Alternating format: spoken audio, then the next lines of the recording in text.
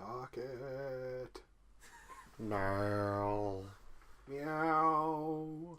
I gotta sync the audio. That's one way to do tradition. Up, down, left, right. 2 steps. Bring it back now, y'all. Do it up, sister. Ow, I just sat on the wrong side of this freaking futon.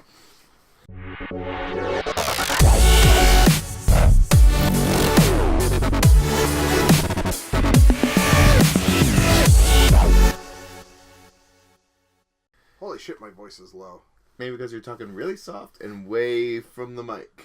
But I don't want to lean forward. Project and pronounce, you fool! I have a low tone of voice.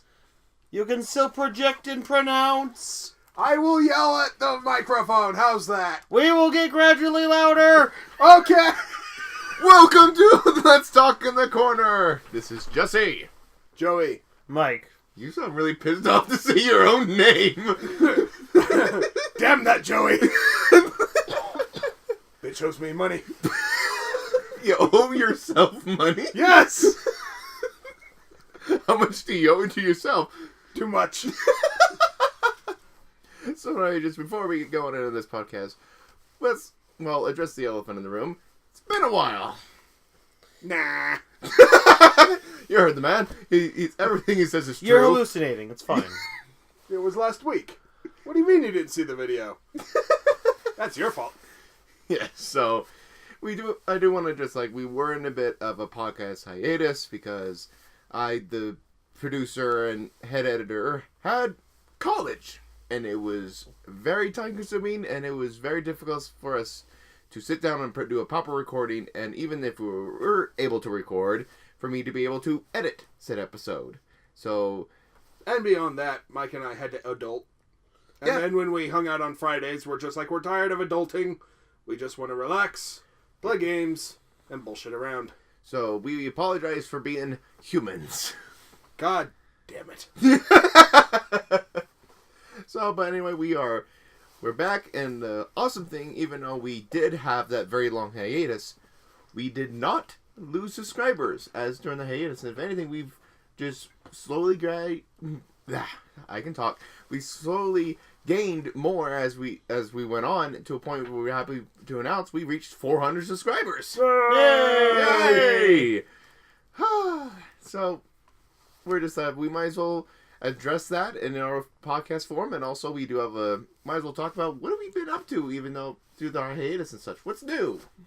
Well, I'm trying to think of when we last talked on the podcast, because it has been even longer than our hiatus. I believe it was June. Yeah. So we have June till now to think about. Shit.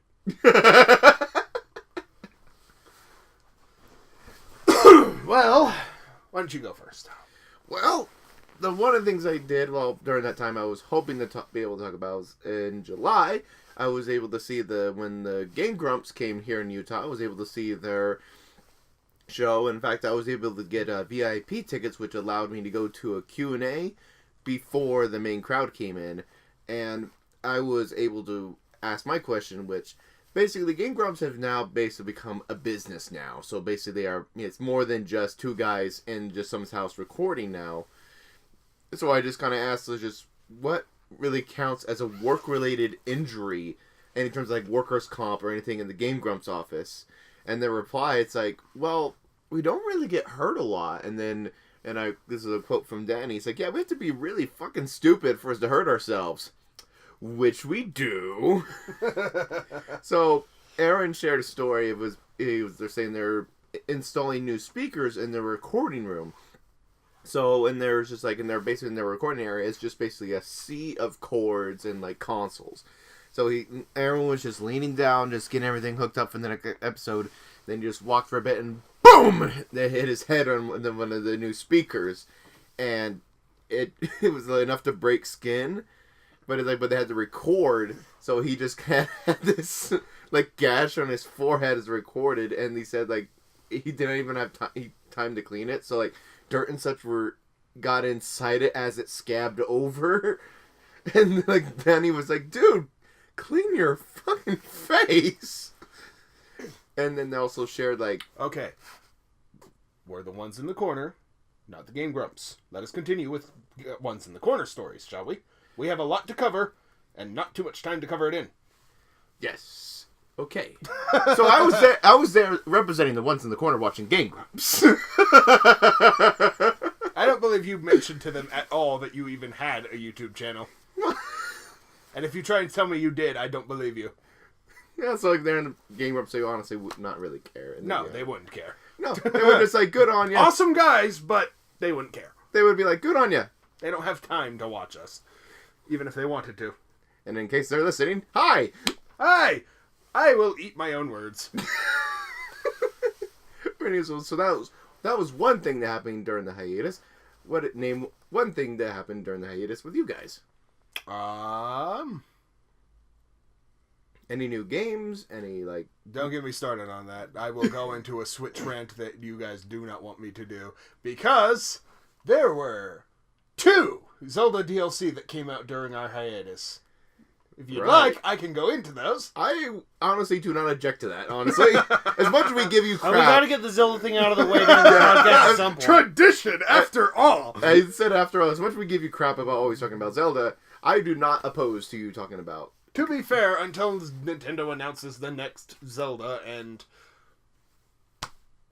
until I'm able to really start streaming again, Zelda is pretty much like the DLC is like the last Zelda thing, you know. Yeah, they even said there's no other DLC coming out. No, there's no more DLC for Zelda coming out, but so go on. So yeah, mostly it was a lot of playing games on the Switch. Of course, you know, we already mentioned Zelda and the 2 DLCs. Trials of the Sword and the Champion's Ballad. And I actually, like, Trials of the Sword, you know, it was good. It was a good little addition, you know, Master Mode. They put a Lionel on the Great Plateau, those evil bastards. That murdered you several times. Yes, and people who actually watched me trying to stream that, yeah, I failed a lot. I did finally kill it! I encouraged him. You're an enabler. Yep. You're a good friend. Yep. Now, I have gotten questions from people asking, you know, hey, when are you going to start streaming again? When are you streaming? That's kind of difficult. I live in a house with a 4-year-old who does not understand the message when you tell her to be quiet. At all. Not to mention, my mom... excuse me. My mom and my sister are often at each other's throats, so I can't really stream because without fear of having to mute myself and basically have it be a silent stream, just gameplay for an unknown period of time. And that's just kind of... It turns it kind of awkward, so I just haven't streamed for a while. I do intend to continue streaming at some point again. And, you know, I mean... But there are a couple things that need to happen. One, I need a place that I can guarantee quiet, you know. Plans are in the works for us to move into our own place. Yes. You know, not quite sure yet who's all going to be involved in that yet. But, you know, there are plans to do that, hopefully within the year. 2, I want to get my own capture card. Because right now I can stream Zelda because I borrowed Jesse's capture card. Yes. And so, you know, I really need to, you know, get my own equipment to be able to do that. You know, everything else I can do just fine, but that's got to be something else. But once I have those 2 things, you know, I mean, I've been slowly upping my technology. You know, I have a new microphone, you know, new monitors, better, secured my internet. But of course, when we move to a new place, you know, it's like priority internet. Yeah, like when we go from ones in the corner to ones in the house. Yeah, one's in the house. One in the house. We'll have to get one on the corner. One on the corner. So, it is coming. I apologize for the hiatus, and really, I am really grateful there's those few of you that are interested enough to ask me when I'm going to start streaming again. You have no idea how much I appreciate that and how much that encourages me. I intend to start streaming again. Just be a little bit more patient for a little bit longer, please. we will continue Zelda, and I will also be streaming other things. Once I'm moved out and have a position where I can stream, I will be able to stream more often. Yes. So, a day to dedicated to, continuing Master Mode Zelda, and then another day dedicated to another game, one-shots or, we'll see how it goes. Definitely. But I do intend to start streaming again. But it'll take some time. Now, the other DLC that came out for Zelda was Ballad of the Champions, which it didn't quite have as many story elements as I was hoping, but more than I feared. Because I was hoping for some good end game content, that really, like a quest to like revive the champion or something. I don't know. There was a lot of like optimism for it, but to be honest, what we got was actually really, really good. I was quite fond of the trials. There's a lot more dungeons and tasks that you have to do to complete it, and then one final dungeon in which, and if any of you pay attention at all to Twitter or Facebook and you see anything Zelda related, you'll know Link gets a motorcycle. Oh yeah. But is there an explanation of how he got the motorcycle, or is it just here? Well, no, it's actually the reward for completing the final. It's technically Link's Divine Beast. Oh, that's awesome, actually. Yeah, so that is literally what it's described as. And the battle to get it, you actually battle one of the Sheikah, those Sheikah monks, and the build up to that fight is just fucking fantastic. Oh, that's awesome. Because it's just like, oh, it's just another shrine thing. All right, let's see what I get. And it's just like, I offer you this one final challenge. And then you see his hand crick and like dust falling off. Oh. And then he gets up and it's just like, oh shit. And he is the toughest fight in the game. Without a doubt. Like, well, okay, let me rephrase that. The Lionels are tougher. Mostly because they just have a bullshit amount of health. Yeah. But they're predictable.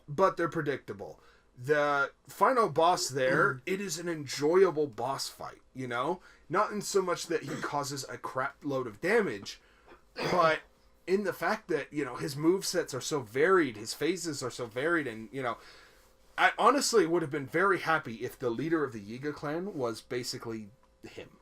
It would have been much more interesting of a fight. Because honestly, the Yiga clan was probably one of my biggest disappointments in that, they build this up as like the traitors of the Sheikah. They switch to side with Ganon. And then the boss is... And then the boss is a literal joke. Yeah. And so... that aspect was disappointed, but to be honest, that fight with the Sheikah really kind of made up for it. You realize, wow, these guys are freakishly powerful.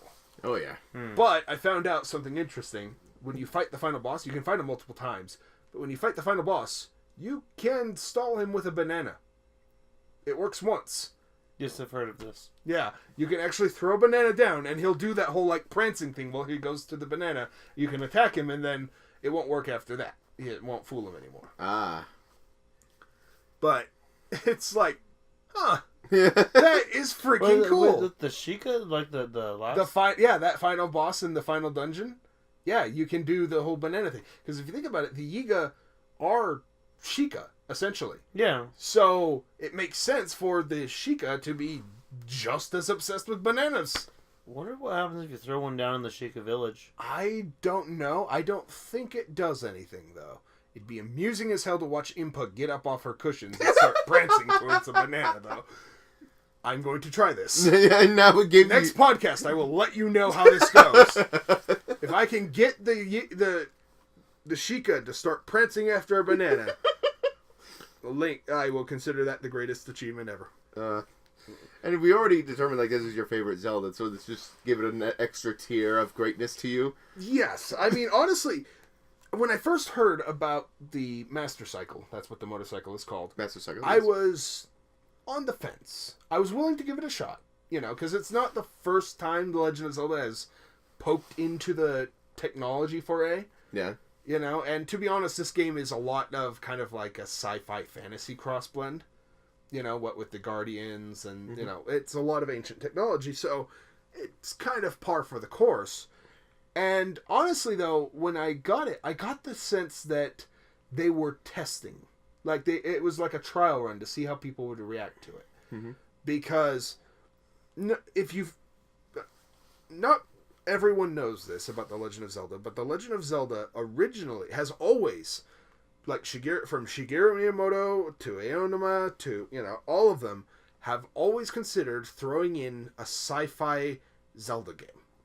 It's always been considered. In fact, in the concept, there's a video of Link running away from explosions caused by UFO flying after him. And for Breath of the Wild, it was like a tech demo thing or one of the original ideas for the game. You know, there was also... You know, one of the very first concept arts for Zelda was her in kind of like a medieval spacesuit. You know, or not medieval, like sci-fi spacesuit, you know? Uh-huh. So, you know, the concept has always been there. Now, is this meaning Nintendo will make a sci-fi Zelda game? Who knows? They're always poking Zelda to see what can we get to work, you know? And... I don't know. I just got the feeling that this was a way to test people's reaction to a more technological, like a clearly modern technology in Zelda.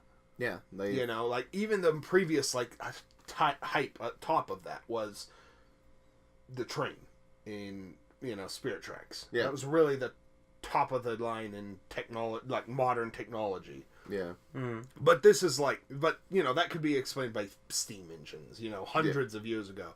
This is literally something, okay, this is a technological object that exists in today's world that is considered modern.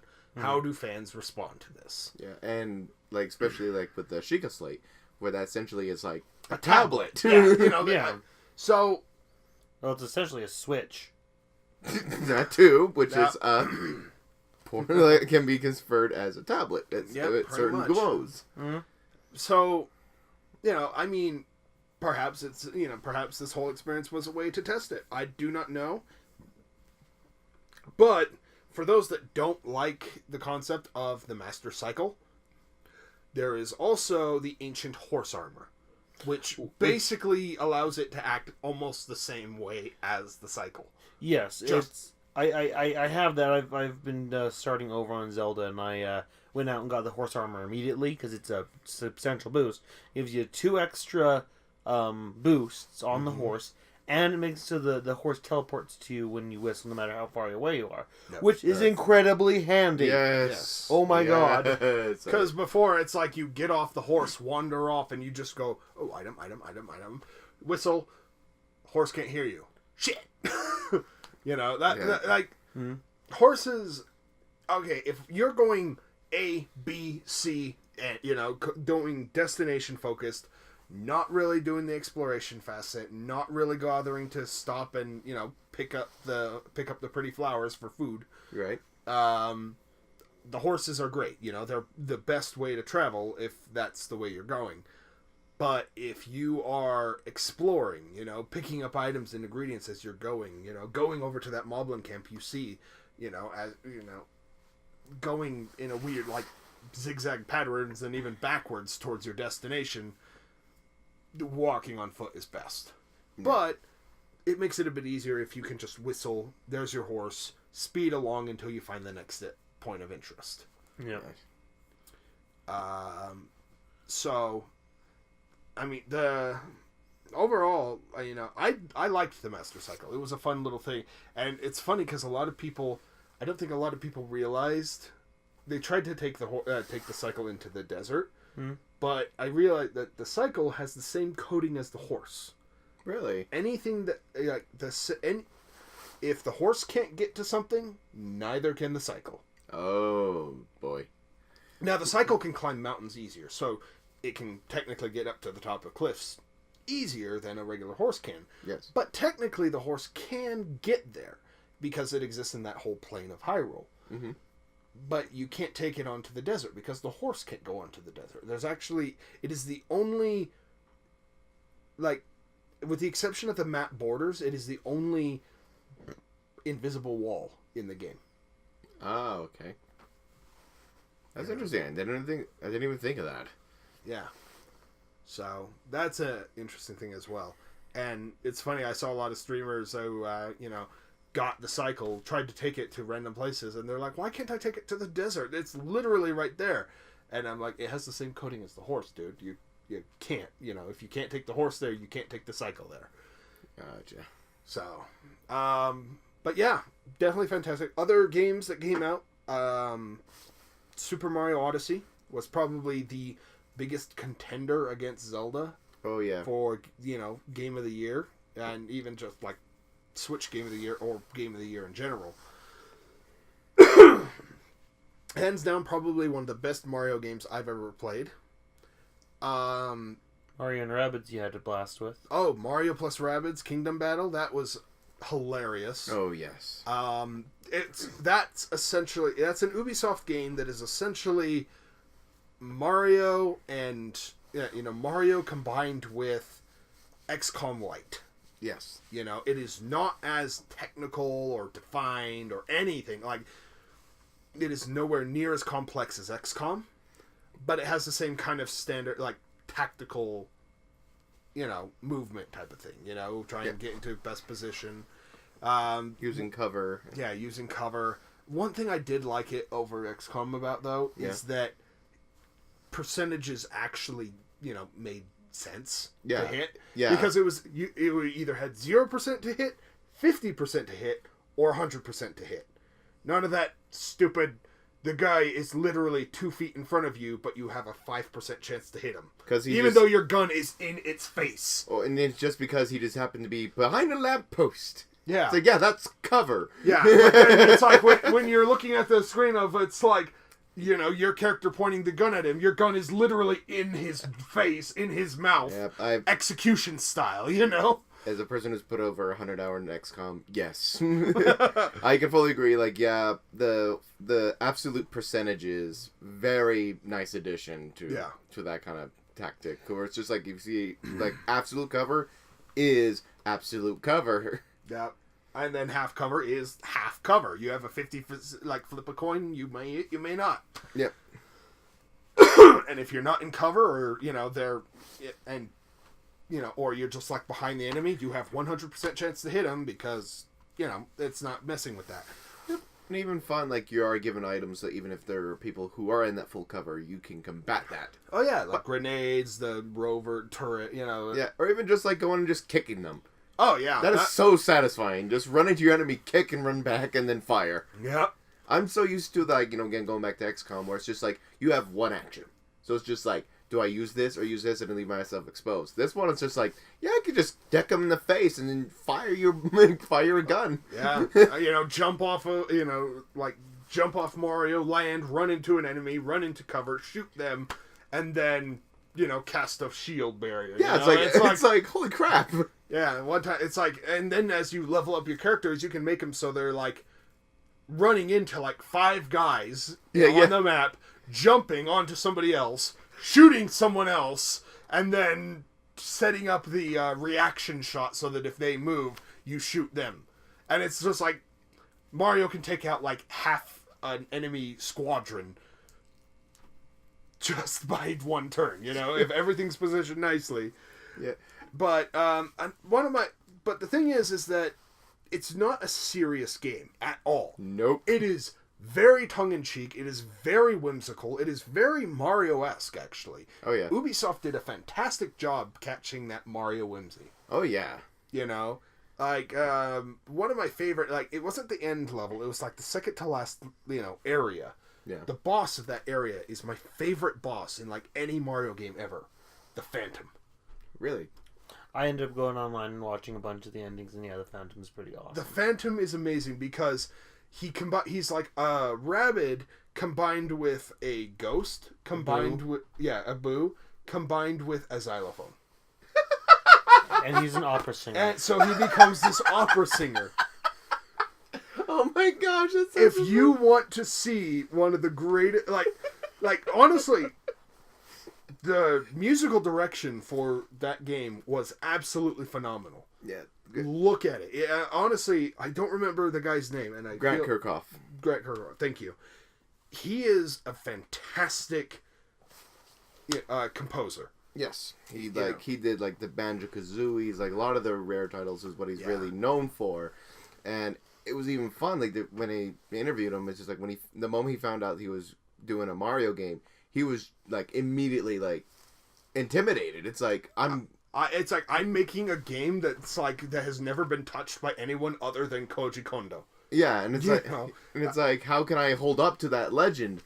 And he really knocked it out of the park. He did a nice little blend of like the Mario-esque theme, the standard like Mushroom Kingdom thing. Yeah, that Koji Kondo did, but combined it with a bit more of the satirical theme of like the rabbits. Oh yeah, he did. I think he did a fantastic job.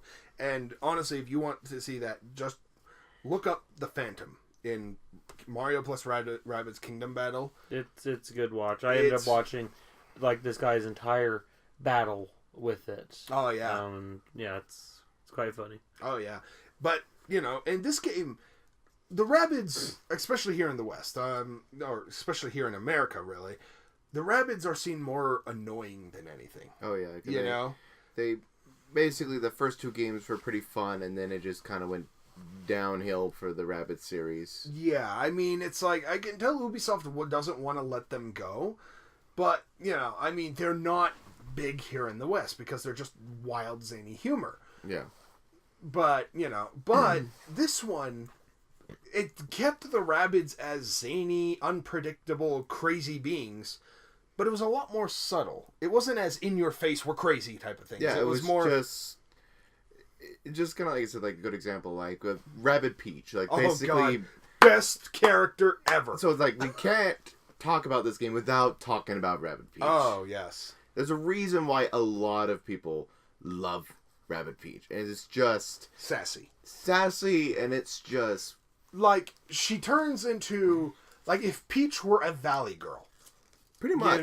Like, that's a good analogy. Always on her phone. Like, I am the prettiest thing ever. Like, her introduction between Rabbid Peach and Real Peach was hilarious because she's like walking up, like scoffing at Peach, and like picks up her dress. Is like, meh. Like judging her attire. Yeah, even though she's wearing literally a copy of that, and the full princess attire, and she's scoffing at the princess. Yeah, and the Peach is just like, what? Oh, wait, like, what? And just like, what? Kind of an expression. Yeah, I mean, even later, like when she's being thrown around by a monster, she's being held up in the air, and she's like, ah, snap selfie, ah. Yeah, so it's just like, but even then, it gives justice to a lot of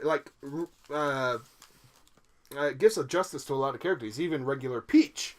There's a period where Mario and his little, group of Rabbids that he has with him are all in trouble. Then Peach comes down and come with a shotgun. Which, I want you to take a moment to picture that. Yeah. Alright, your pants exploded? Good. Yeah. Peach comes down with a shotgun and then, like, wrecks the enemy and then acts, oh, did I do that? Did I do a good? And it's just like... You did a very good. Why do you need saving?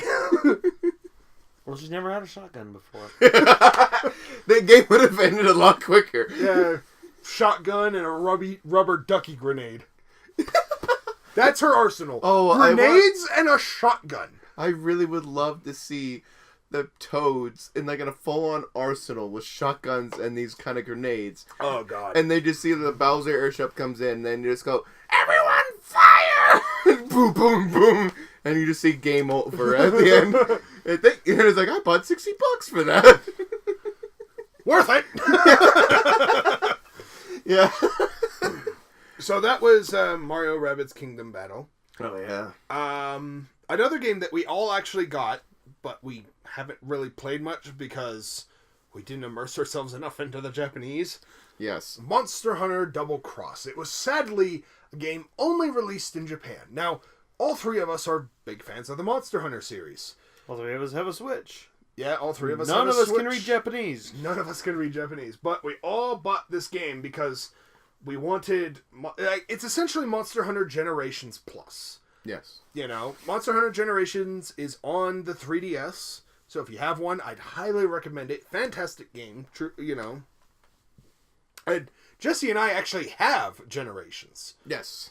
But the graphical improvement on the Switch is phenomenal. Yeah, it's just that language barrier made it so we played it less than I think either of us liked. The best setup I had on it is I have my phone, which can translate, you know, in live in, you know, Japanese to English. Not very well. Not great. Because there's no perfect translation from Japanese to English. No, and it's not very good at it anyway. But it's well enough to get by most of the menus. Yeah. And I just set it up so it's looking at the bottom left corner where most of the text boxes come up. I'd jerry-rigged a stand for it and have it on there. See, what I ended up actually doing is, since most of the gameplay is literally just hunting, you know, you're hunting, you're fighting, you know, and what items you pick up doesn't really matter. And there's always icons for them, and the icons are the same throughout all the games. You know, and they clearly indicate what level they are, so any level 1s you can toss out, you know, it's not a big deal. But, you know, so what I did is, while I was playing it, I actually had my Generations open, you know, and was basically using it as my live translator for what this NPC is telling me.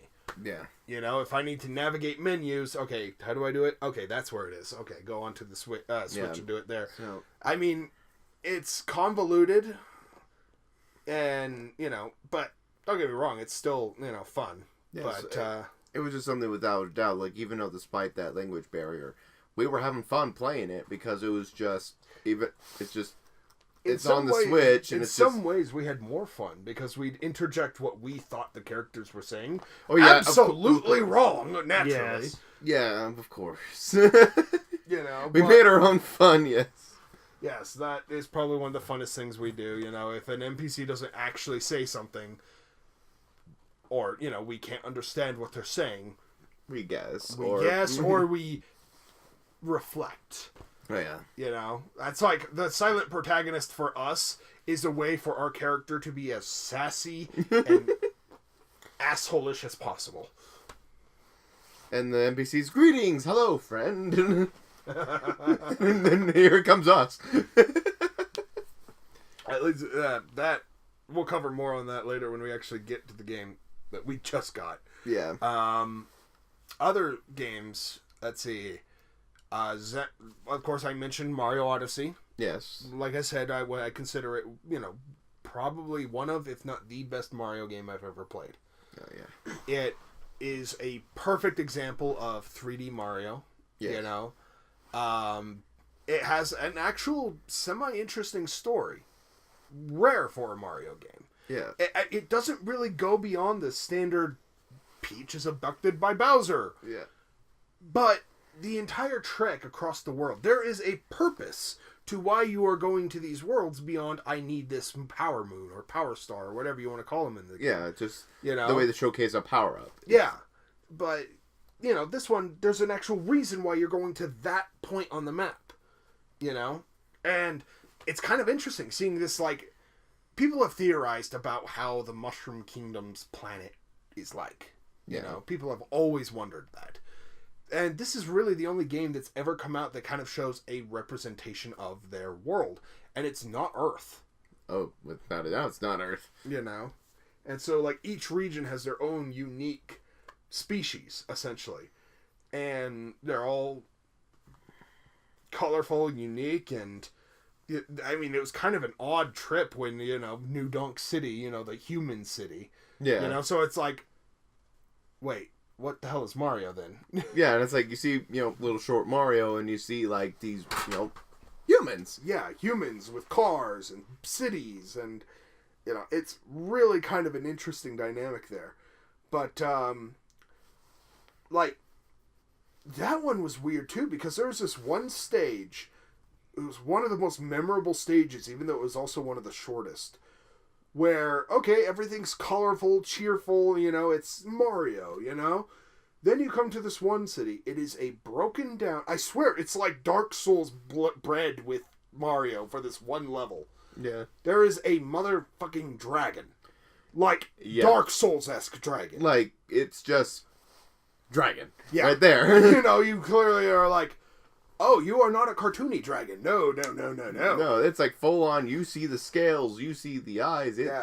It's huge. Yeah, it's huge. Bowser's sitting on its head taunting you, and you're like, how did you get that? Yeah. Explain this, sir. Explain this now, Bowser. How does the dragon train a dragon? So, you know, but overall, game was fantastic, and it is actually a game that properly encourages completion. You know, going for completion is a good goal because it keeps giving you extra stuff as rewards the further you progress. Yeah, and it's not just the usual Marios when you get that completion. It's just a thank you from the staff. Yeah, thank you for playing my game. Yeah, it's more than that. You know, I mean, it's quite a bit, you know, you can get like a slightly different ending. Interesting thing, though, is that really the main story, which you can just play through the main story, it's really like the first half of the game. If that, you know, depending on how quickly you went through it. If you went for just the minimum stars that you needed to do the story, then it's like a quarter. You know, but if you actually, you know, let yourself get sidetracked, grab stars as you go, it's like half of it. Oh, yeah. And so that was interesting. And the final Switch game that I'm going to talk about here is going to be Xenoblade Chronicles 2. Yes. Which I take one look at that game and I'm like, I will never beat you because I'm to that mode right now where it's just like when an RPG like that comes out, I'm like, it's like 100 plus hours and I'm just like, I'm sorry. Yeah. But for me, it's like RPGs. I love my RPGs. So. Oh, yes. So please tell us about Xenoblade Chronicles. Well, first off, I have talked to people that have told me that they don't want to get it because they haven't beaten the first one. Don't worry about it. Like, well, technically, I believe they're set in the same world, I think. They are in no way interconnected. Like, at all. There is no cross-link between Xenoblade Chronicles 1, Xenoblade Chronicles X, or Xenoblade Chronicles 2. They are not interconnected. They are all their own unique stories. Yes. Just with the same, like, the only difference is that Xenoblade Chronicles 1 and 2 both share the concept of civilization is built on the backs of these giant creatures. Yeah. You know? Titans, essentially. Titans, as they're called, you know? But, you know, they're like living planets, essentially, that just, you know, they exist in this cloud sea. And take that, Earth is flat, folks. We live on a Titan. We live on a giant monster. So this one is really interesting. You know, it has a good story, interesting like hook to bring you in at the very first. And one thing I was worried about was that a lot of the main characters, like the main character or, you know, some of the sub characters might be kind of annoying. No. They've actually all been interesting, dynamic characters. You know, good points and bad points. Mm-hmm. But, you know, it has this hook. You immediately get interested in it because you're like, okay, I'm intrigued. Continue, you know, and then you actually get to the opening art, you know, where the main protagonist gets his power, and then you're interested in like, okay. But why were the enemies after this? You know, so each hook, it does a good pacing, you know? Okay. Especially for an RPG like this one, you know? A JRPG like this one, you know, usually the main, like, first hook, it's like you go through a good chunk of the game before you actually get to the next plot point. This one, now, granted, I'm not that far into it because, God, 2017 was, like, the best year for gaming in a decade. Pretty much. It was just, you know, again, as you can kind of tell, huge thanks to the Switch to provide that for us. Yes. Thank you. And I really hope they continue with in 2018. And I really hope they don't focus too much on Nintendo Labo because what the shit, Nintendo? What is wrong with you? Smoking? Wow. Like, we might as well now be mentioned. Let's talk about that. So Nintendo Labo. Talk about the cardboard elephant movie. Yeah. Yeah, but someone else introduce it because I haven't actually. I've been like, nope. I don't want to. So, I mean, there's not much to it, at least not much that's been announced. They've shown a video. From what I understand, there's going to be 2 different game packs come out. There is, or it might be 3. It's like there's one that'll have like 5 or 6 different things that you build. Yeah. And then there's the software that comes with it that activates it. Building, pianos, little remote control bugs with the rumble features on the controllers.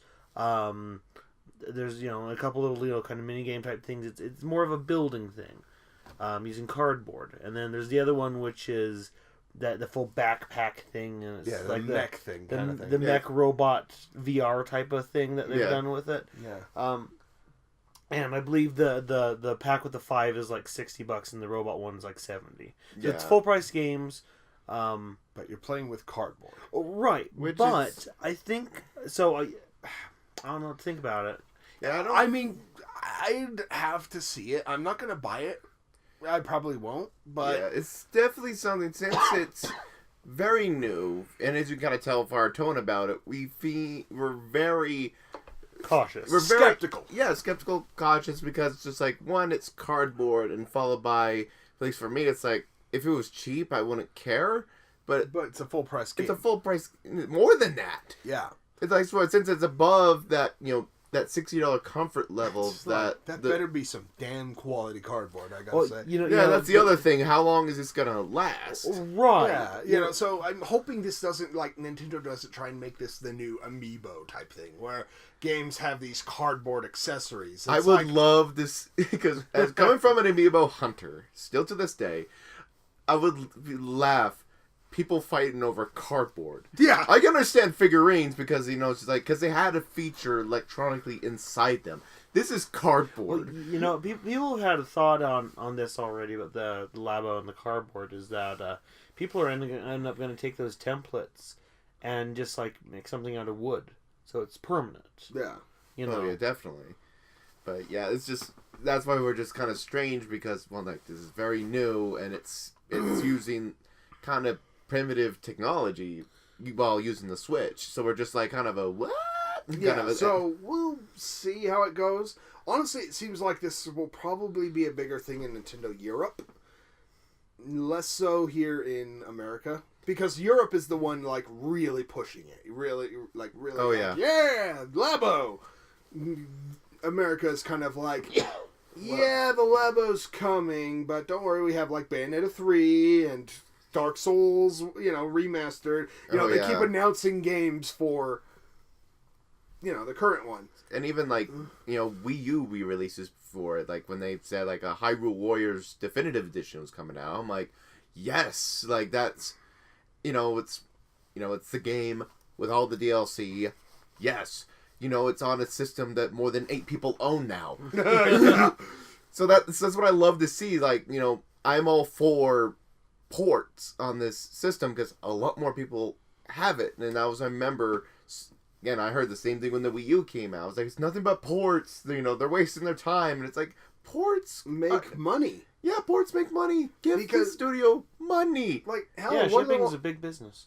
Yeah. One of the most commonly asked for ports is like a remake of Skyward Sword. That has been being requested from like the very beginning of the Switch. And to be honest, I agree. I would be for it. Oh, hell yeah. I'd be down for a remaster of the Switch. Yeah. A remaster of the Switch? No, I'm sorry. Remaster of Skyward Sword. Now with 4 Joy-Cons and more cardboard. It's all cardboard. It's make-believe. It's powered by imagination. Unlimited battery power.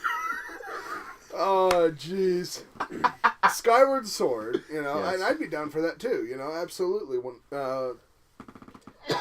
Dude, I doubt they'd make it because they'd usually relied on, like, retro studios to do their remakes for Zelda. Or just, like, studios themselves, like, even if ones who have not done, like, Nintendo properties, like, re-releasing their games. Like, kind of like a good example, Super Meat Boy is on the Switch. Oh, God, and it was so wildly successful that it's, like, the owner of the creator of Super Meat Boy is like, what? It's sold over 1 million already. How? This game is almost a decade old. The Switch has become a big thing for indie developers. Oh, absolutely. And I think that's fantastic. Because I think a large part of it is because of its accessibility and its portability. Definitely portability. You know, with its portability, people are able to take these little indie games, you know, like, before it was almost certainly like the PC was the biggest indie platform. Yeah. But, you know, now it's like, okay, well, for that I have to sit down, turn on my computer, and use my computer's whole processing power for this. Whereas this one is just like, turn on, there. Yeah. I'm playing the game already. Yeah, and also in the new thing, like, you know, since, you know, PC was huge for indies for the longest time, now it's just, you know, a good example in Steam. There's a lot of garbage coming out on Steam. Yes, there is. So it's just an oversaturation of, like, asset flips, you know, developers just trying to make a quick buck.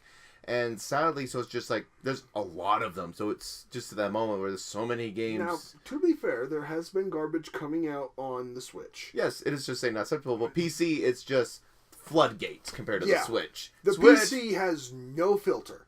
If you make a, you know, stick figure game in your garage, you know, and release it, you can release it,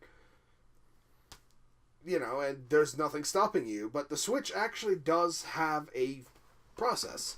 And honestly, it seems like most of the really crap games came out earlier on the Switch's lifespan. Yeah, you know, when they were trying to get more and more indie developers, it's like any indie game pretty much came through. Yeah. But now they're being a bit more selective. They're, you know, it's... And we're smart enough to see when those garbage titles do come out. We can spot them, and we're smart enough not, okay, just one less, and it's still... There's still legendary library at the ready. You know, I think is Risk Your Rain could work quite well on the Switch. That is a possibility, yeah. That'd actually be an interesting to consider. Like, what because games... it's multiplayer, and it's difficult and something that you can kind of just pick up and do. Yeah, definitely. So yeah, absolutely, I agree with that. You know, I like Stardew Valley on the Switch. It's the best-selling game downloadable game that is purely only downloadable on the Switch right now. And that's only going to go up when the multiplayer patch comes out. Oh yes. It was for me, like, even though I, you know, comparatively to other people, I barely played a bit Stardew, but I admittedly had fun. The moment I heard it launched, eShop, download, credit card, done. I really need to actually play through it and do it with the good ending, because I played through it and just like sold everything out. Yeah, you did the I like to call the Walmart ending. Yeah, I did the Walmart ending, which is... Feel free to yell them in the comments. Yes, I've never played through it legitimately. I Walmarted the full thing. I'm a sellout. So, for those of you who don't know what on earth we're talking about with Stardew, there are essentially two paths you can do for what basically amounts to story. There is no story, to be flat out. The entire concept of the game is you get sick of the modern world, you decide to go out and inherit your grandpa's farm. That is the end of the story.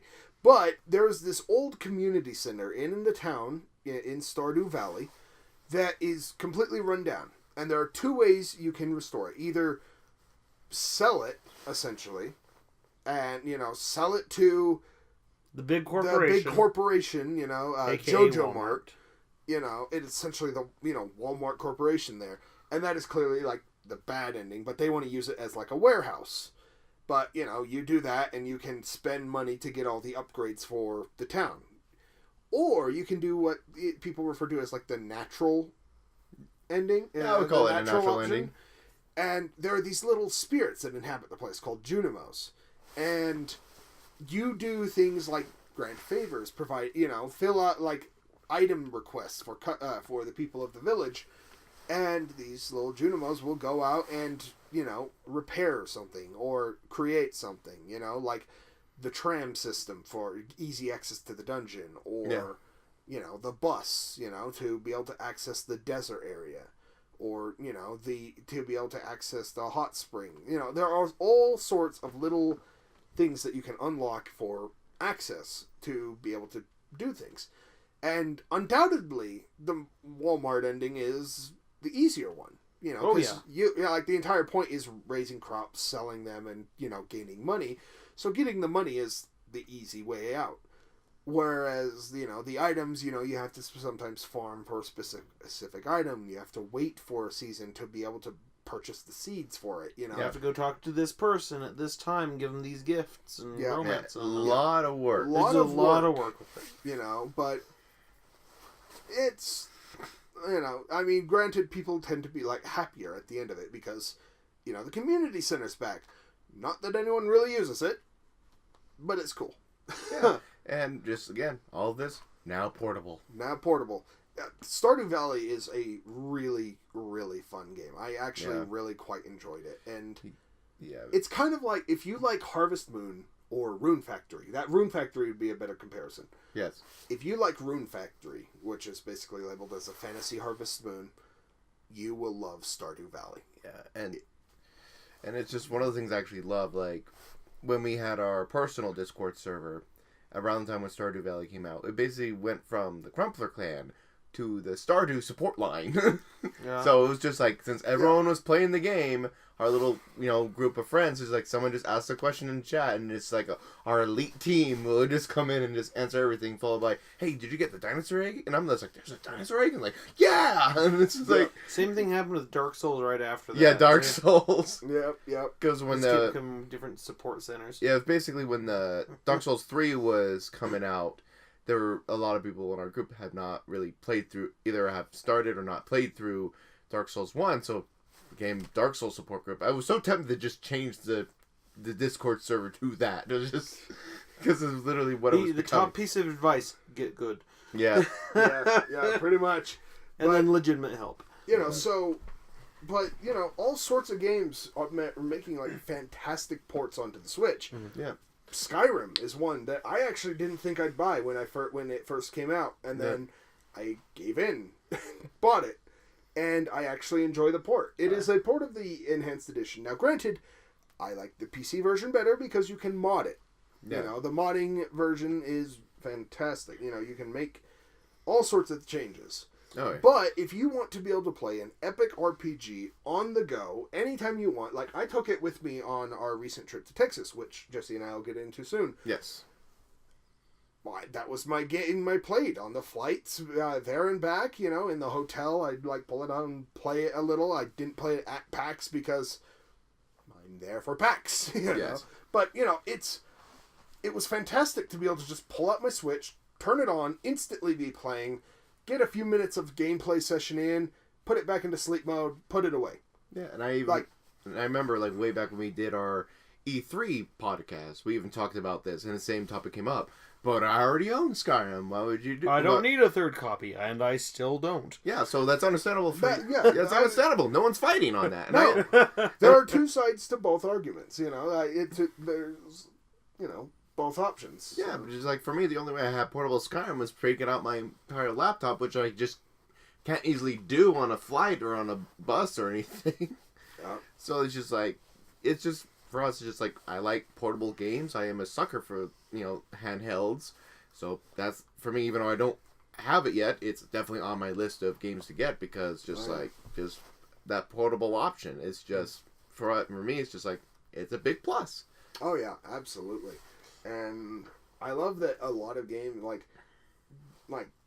game companies are really considering heavily more and more are heavily supporting it. Yeah.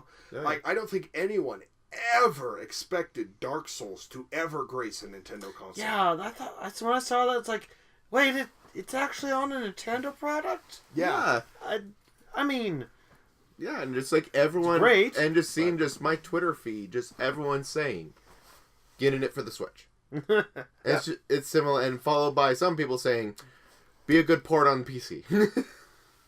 Because as the original, Dark Souls Prepare to Die edition coming out on PC, it was... So this is a remastered version. Yes, it is remastered. So, and that's why they're saying, everyone just saying, don't screw up this port. Which they're actually not going to be... selling at full price. It is currently prices listed on Amazon are $32. Wow, interesting. Yeah, so that might be worth another get good session. Yeah, and it's especially for I can't wait for the stories of people like almost causing their Switch harm during their Dark Souls session. Yeah. It doesn't have wrist straps, people. Be careful. Yeah. It doesn't have the proper support, so that's where you gotta be extra careful. Yeah.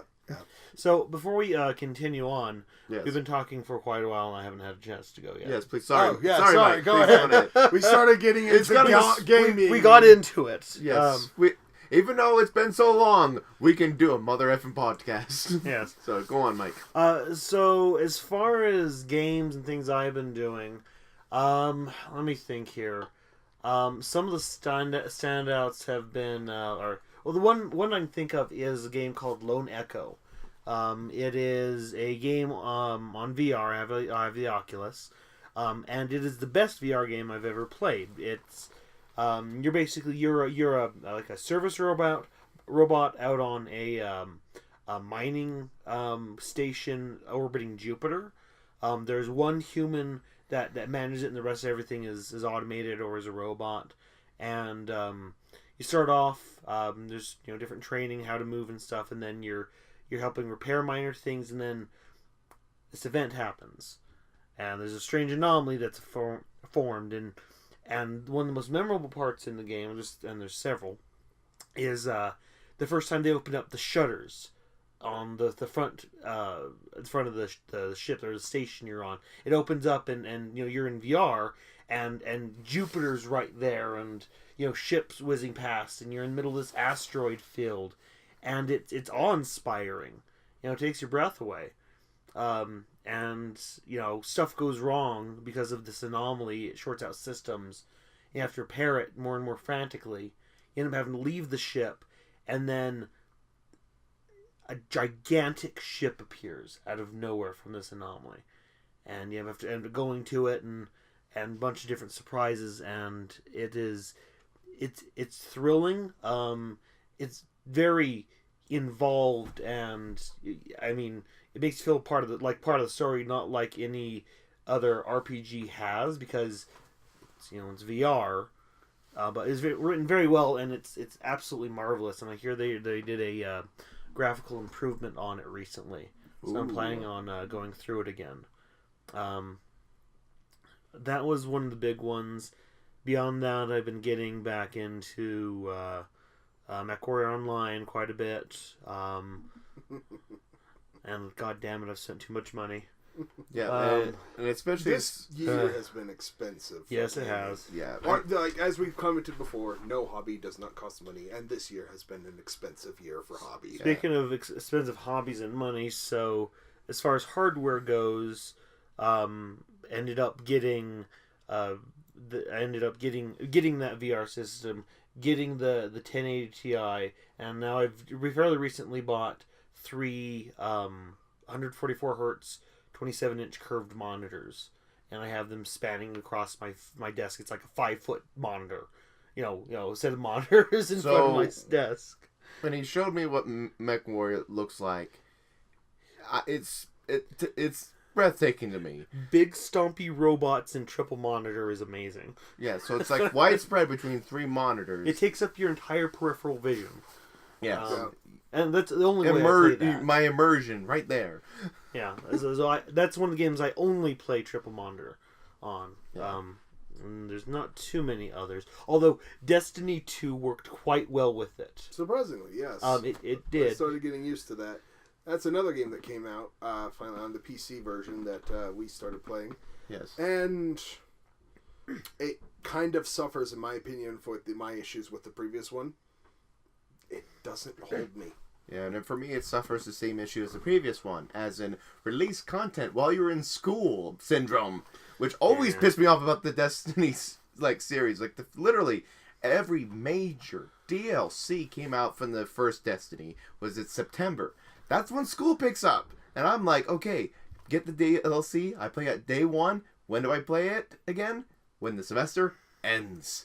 By then, everyone is max light level, done all this stuff, and I'm just like trying to keep up. Yeah. So I'm just so used to just being left in the dust in the Destiny series because of schooling, and that's why it's like no fault to Destiny, just screw you, school. Now, to be fair, yes, it is not all bad. No, I honestly prefer this Destiny to the original, because the original, it was almost insulting to its players, really, especially those of us who are story-oriented gamers. Yes, which we are. Like the very first, like there's a line in there that perfectly exemplifies, like our irritation with Destiny 1. I don't even have time to explain why I don't have time to explain. I'm like, bullshit! Yes, so vanilla Destiny, story-wise, is, legit terrible. The moment it just started really picking up is when the Taken King DLC came out. And I remember showing you guys the opening cutscene. I know, it's like, there's exposition. They're Are you sure this is Destiny? And that's like the characters, they're talking, they're conversing with one another. They have names. I didn't even know their names.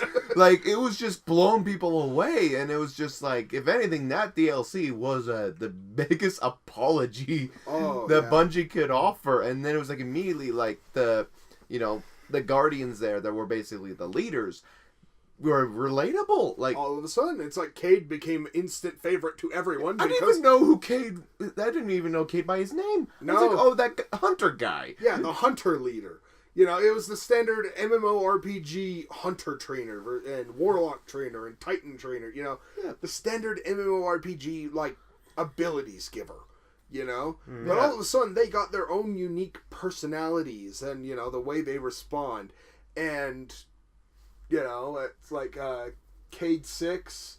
God, I've always been a hunter, so I didn't really interact with the other two too much. It was again, it's just like names are escaping me when I'm always put on the spot. So yeah, I'm horrible with names anyway. Yeah.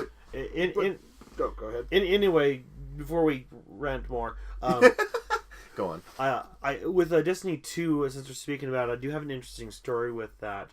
I have an online group I end up playing a lot of different games with. One of them being Destiny when it came out.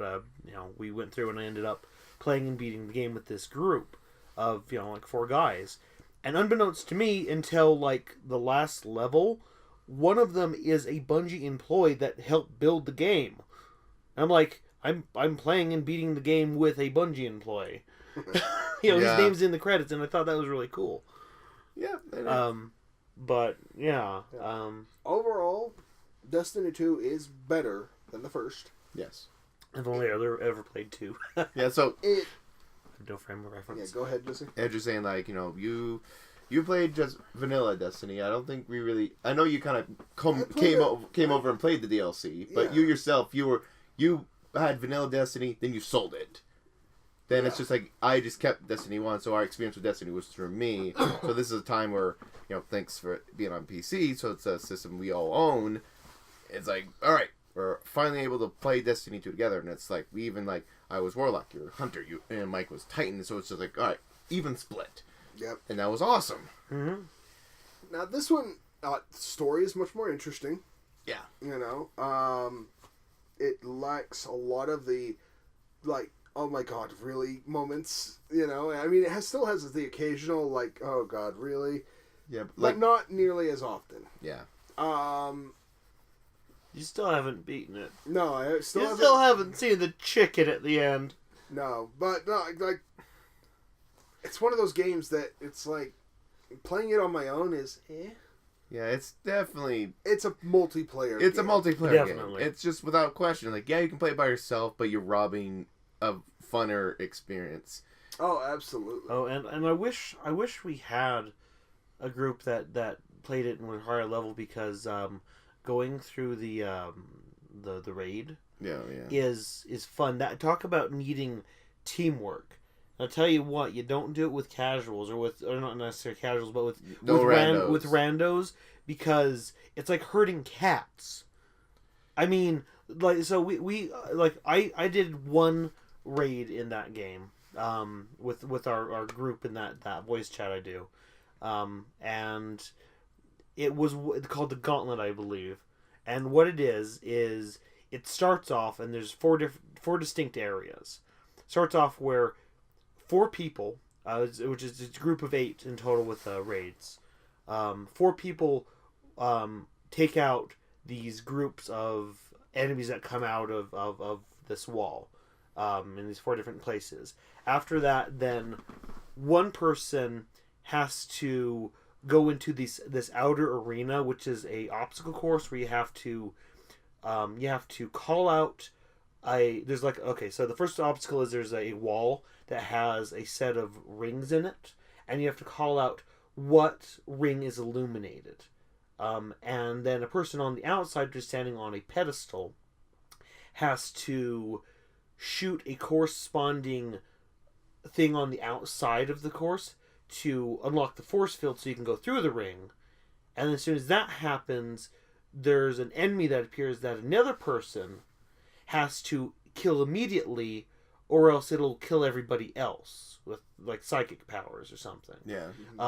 And you have to do this like 4 times, and you have to do 2 laps around the ring each time you do it. And then there's traps, and it gets harder and harder and harder.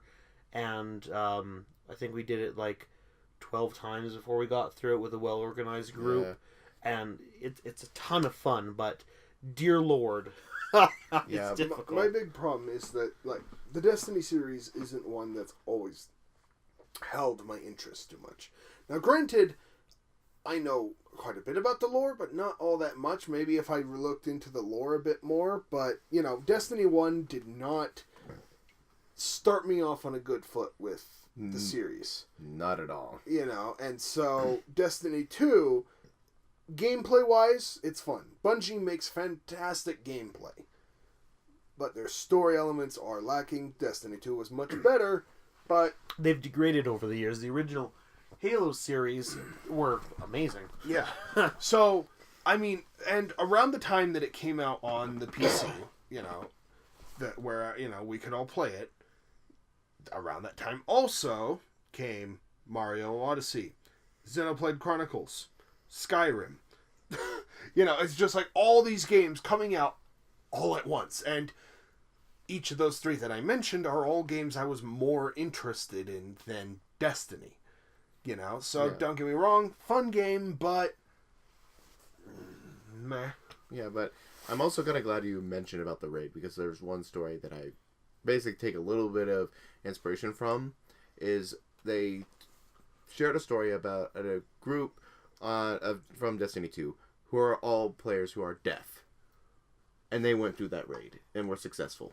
Wait, what? They're all Yes, they were all deaf players. So they use like instant messenger. Oh, deaf. Yes. Not I was thinking like, what, they're Grim Reapers or something? No, a team of avatars of death did not play Destiny. They have better things to do with their hands. There's an F in there, not a TH, Jesse. Sorry. I heard deaf. I heard death. Maybe you're deaf. What kind of insult is that? With an F. But, or PH. Yeah, there we go. PH. Son of a bitch. So, anywho, so they said, like, how they did the raid was all, like, an instant messenger. In an instant messenger. And so it's like, but if it's like, like the symbol, they would use, like, 1 letter to identify the symbol and such. So, and I read, and I got this from the Know when they reported on this. And it's just like, I would use that for motivation. Like, once I go into the raid, it's like, if they could do it with just, like, pretty much limited level of communication, then a bunch of friends who love each other very much and hopefully not wringing each other's throats can do it. God damn it, why can't you just tell me the symbol? Like you said gauntlet, right? No, I said the other thing. It's ridiculous. Yes. And that was like a medium difficulty one, the one I did. Yeah. We also tried the boss, and we got our ass kicked. Now, mentioning death does bring me to another point regarding Destiny 2. Go on. I found amazing was its music. Oh, yes. Oh, God. Now, one of my problems with it is that it started off phenomenally strong. Interesting story hook. Instantly, oh shit, you've lost your powers. I don't feel bad about spoiling this because this is literally the first 5 minutes of the game. Yes. And then there's this cinematic, like, track where you're just, like, walking weakened and just pathetic through the wilderness. You know, wild animals are a threat to you all of a sudden, and one of the most glorious soundtracks in a game I've ever heard is playing. The sorrowful, beautiful music is playing while you're wandering through, and you know, random animals are a major threat to you, and that entire sequence is like, this is phenomenal. You gain your powers back, and you're just like, yeah, ready to take on the world, and then it begins to taper off slowly over time. Yeah, and it's just, I mean, it just kind of blends. It just kind of blends, you know. I mean, granted, of course, you know, they can't all be cinematic experiences like that, but you know, they needed a good middle game. Yeah, you know, like from what I understand, the end game is pretty good. Yeah, man, definitely. It's a fantastic end game, but so they have a good beginning game and a good end game, but it's getting through that slog in the middle.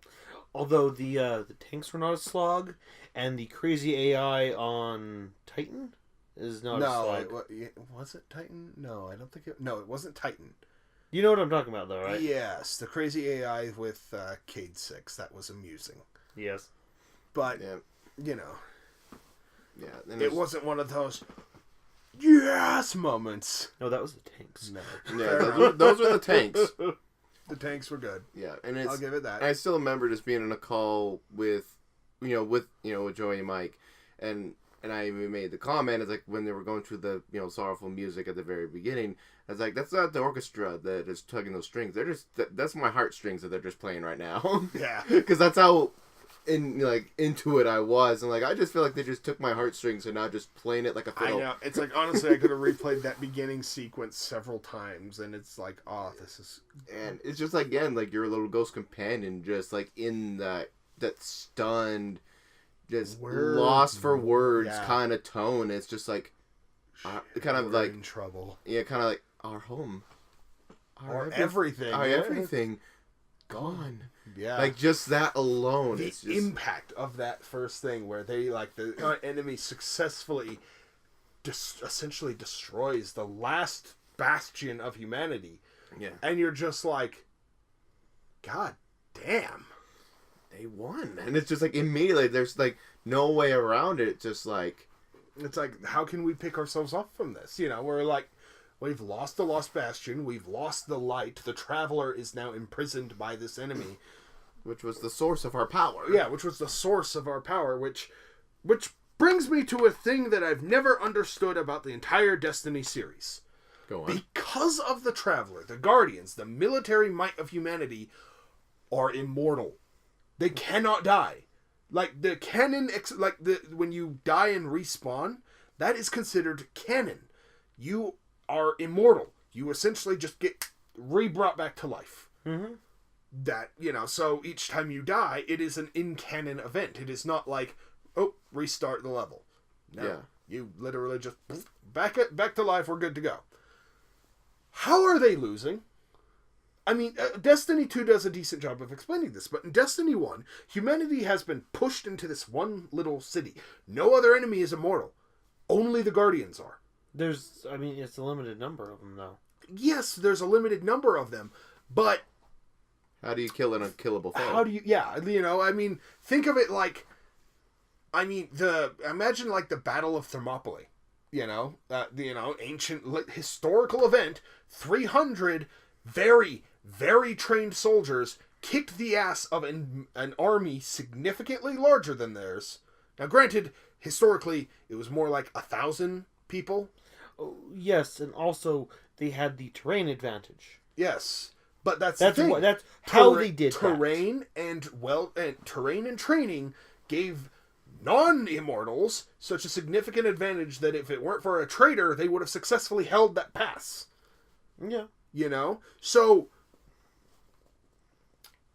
now we have these immortal guardians. So one thing you could think of is, what if the enemy's goal isn't to kill you, but capture you and preventing you from doing anything? Because basically, it's the other thing that you think about Destiny 1 is we had Earth. That's all we had. Yeah. Yeah, so we had But we barely even had that. Yeah, Humanity was regaled to one city on Earth, and by that time, by the time of the darkness coming, humanity had spread and fully colonized nearly every physical body in the solar system. Yes. If it had land, we colonized it. Venus, Mercury, Mars, Titan. Yeah. Moons, various planets. Yeah, and it's one of the things where I'm for you on this with Joy, and it is like even some moments of Destiny 1 where you say we need to find the soldier, you find a corpse and a dead ghost. You come across it, and it's just like they don't explain why did this one die? Yeah, and because so the game it is the ghost that brings them back, right? I'm not a big enough fan to know. If I remember right, I heard a story where a guy asked his ghost, "How fast can you bring me back?" From the dead. So I think it directly correlates with that ghost. So it doesn't stand to reason if the ghost is destroyed, so is the ability to respawn. Maybe. Yeah, again, these ghosts can digitize themselves and basically hide themselves. Right, and during combat, they're not out and about. Yeah. But nonetheless, it is still a risk, and there is still a possibility of neutralizing that. However, especially if the enemy was focused on that. But, I don't know. It doesn't ever seem that way. I know it doesn't seem we're like going. We're going meta here. This is pure theory. So if anything, we can always blame that the story department of Bungie does not feel in this hole, and if there is, it's not in the open for us to access. If it's like deep in an archive somewhere, and if this is some Destiny fan and already typed us a whole synopsis in the comments, I say this: good on you. Good on you first, and followed by this was not in full frontal view of players. And now, third, please don't use caps lock. To be fair, caps lock. To be fair, random Destiny fan who's commenting at us angrily can easily get the information from Bungie's website for Destiny 1 because that was where all the goddamn story was, which pissed me off. Yeah, that was the most annoying aspect is that all the story was like I had to get off of the game, go to my computer, and look at cards. Yeah, and it's just when we're expecting a good story, no, that's not how you do it. But anyway, before it becomes the Destiny podcast. Yeah, I mean, God, we get onto so many tracks. Trust me, we're okay, we're fine, we're all friends. We do enjoy the game, but we want it to improve. Oh yeah, and that's the thing. I want it to mean to me what Halo did originally when Bungie had it. When Bungie held Halo, I loved it. The lore of this galaxy, the history of the Forerunners and the humans, the Sunshum, all the bar kind of high. Oh yeah, they did it phenomenally. And at first, 343 did a good job. I liked. To be fair, Bungie did Reach. That was their final hurrah to the series. Still my favorite Halo. Same. A lot of people are like, Halo 3 was better. No. For me, Reach. Reach was phenomenal. Reach is good. Now, one thing, my only complaint with that game, they didn't include more of the space combat. I loved that level. Yeah, that was cool. I was first taken off guard, like, holy crap, and it's gone. Yeah, I know. I was like, please tell me there's a multiplayer, because that can easily be done in multiplayer. You have the mechanics. Just open up space and we can all shoot each other in there now. Let me shoot my friends with lasers. That hurt me. Yeah. But overall, favorite Halo game. Then 343 came in. Now they started off okay. Halo 4 was okay, an odd child, but and also first off, they announced the remaster of the original, then followed by the Master Chief Collection. Followed by Halo 4, which first that was weird. Like no, it was really. It was 1E3 when I was like, oh cool, re-release, and at the very end, Halo 4, and I'm just like, wait, so 2 Halos within the same time span? Yeah, I mean, that was just odd. So just immediately everyone's just like, so why why bother with the remaster? If I can understand it. They wanted to, show that, hey, we care about the originals. We're not just grabbing the reins of the series and taking it off in our direction, which they kind of did. Yeah. They wanted to showcase that, yes, we care about the originals. Yeah. But, like, there were many aspects of Halo 4 that I absolutely loved. I think it very well showed humanity bouncing back. Humanity was coming back strong, and like the UNSC Infinity. That was my favorite scene. Is it bursting through the Covenant yes, ship? in the Spartan, like it was on this little side section, the Spartan trial, or the Spartan mode. You're playing a little side campaign of one of the Spartan 4s. You see this the UNSC Infinity going back to Requiem. A Covenant supercarrier is orbiting orbiting Requiem, and the Infinity just curbed.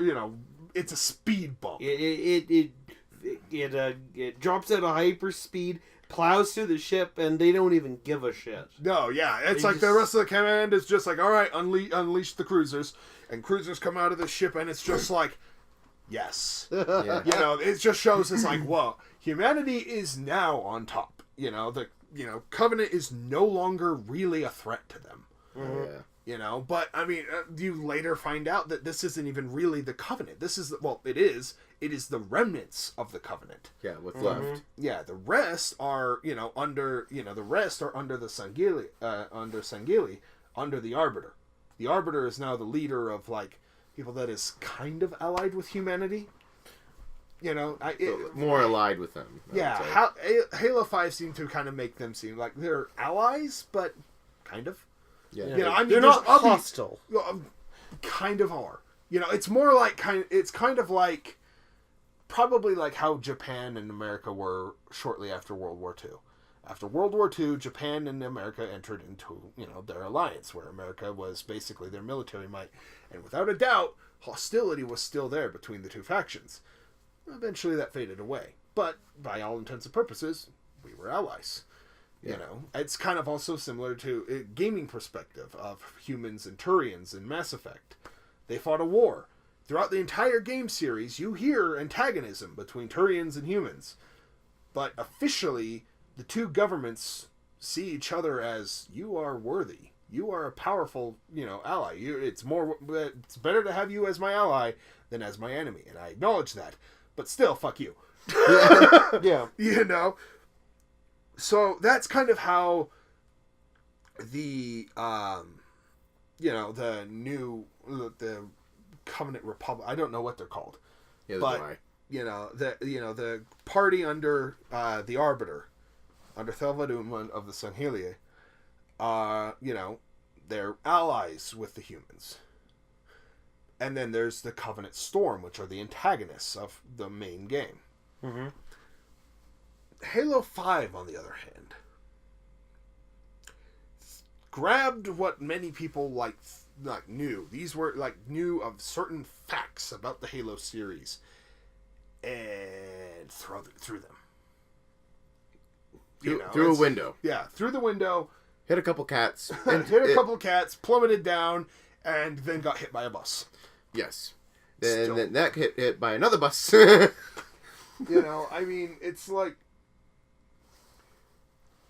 Basically, if you're not into the multiplayer Halo 5, there's nothing for you in this game. It's basically was the immediate reaction. And so it's just like, that is one of those games where it's like, even though I own it, barely touched. Yeah.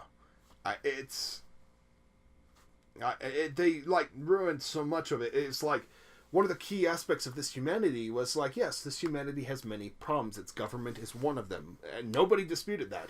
Humanity's government was fucked up, But, one thing that humans had, this was their defining defense. This was their greatest attribute that made sure they could defend themselves against... This large reason why they could defend themselves against the Covenant for so long is their AIs. The, brotherhood bond between the AIs.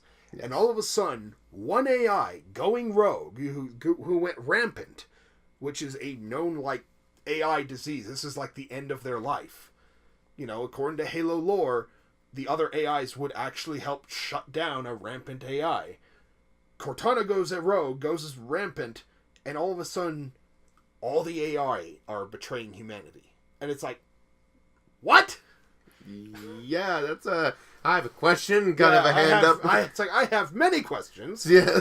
And then there's, like, the whole, like, the humans regard Chief as a traitor. And they don't... It's like, what? And then it turns out he's not, but he's still kind of considered one. And then there's the whole, like, the Spartan 4 can actually match Chief's team of Spartan 2s. It's like, well, not really. Not really. I did actually watch somebody, compiled all the cutscenes and look at the gameplay into basically a movie for it, and so that's how I know about the game and stuff. And there is a part where the 4s and the 2s are fighting, like Master Chief and one of the 2s, and they're fairly close, matched. Chief has a lot more experience and is a bit stronger and kicks his ass, and it's awesome. Well, I mean, canonically, there is no military force except for like the Forerunners in the galaxy stronger than the 2s. Like the 3s are almost there; they are quite close because they have a lot of the same background. But the 4s, not even close. The 2s are child soldiers, basically bred and to genetically augmented. Genetically augmented as children to become the ultimate super soldiers.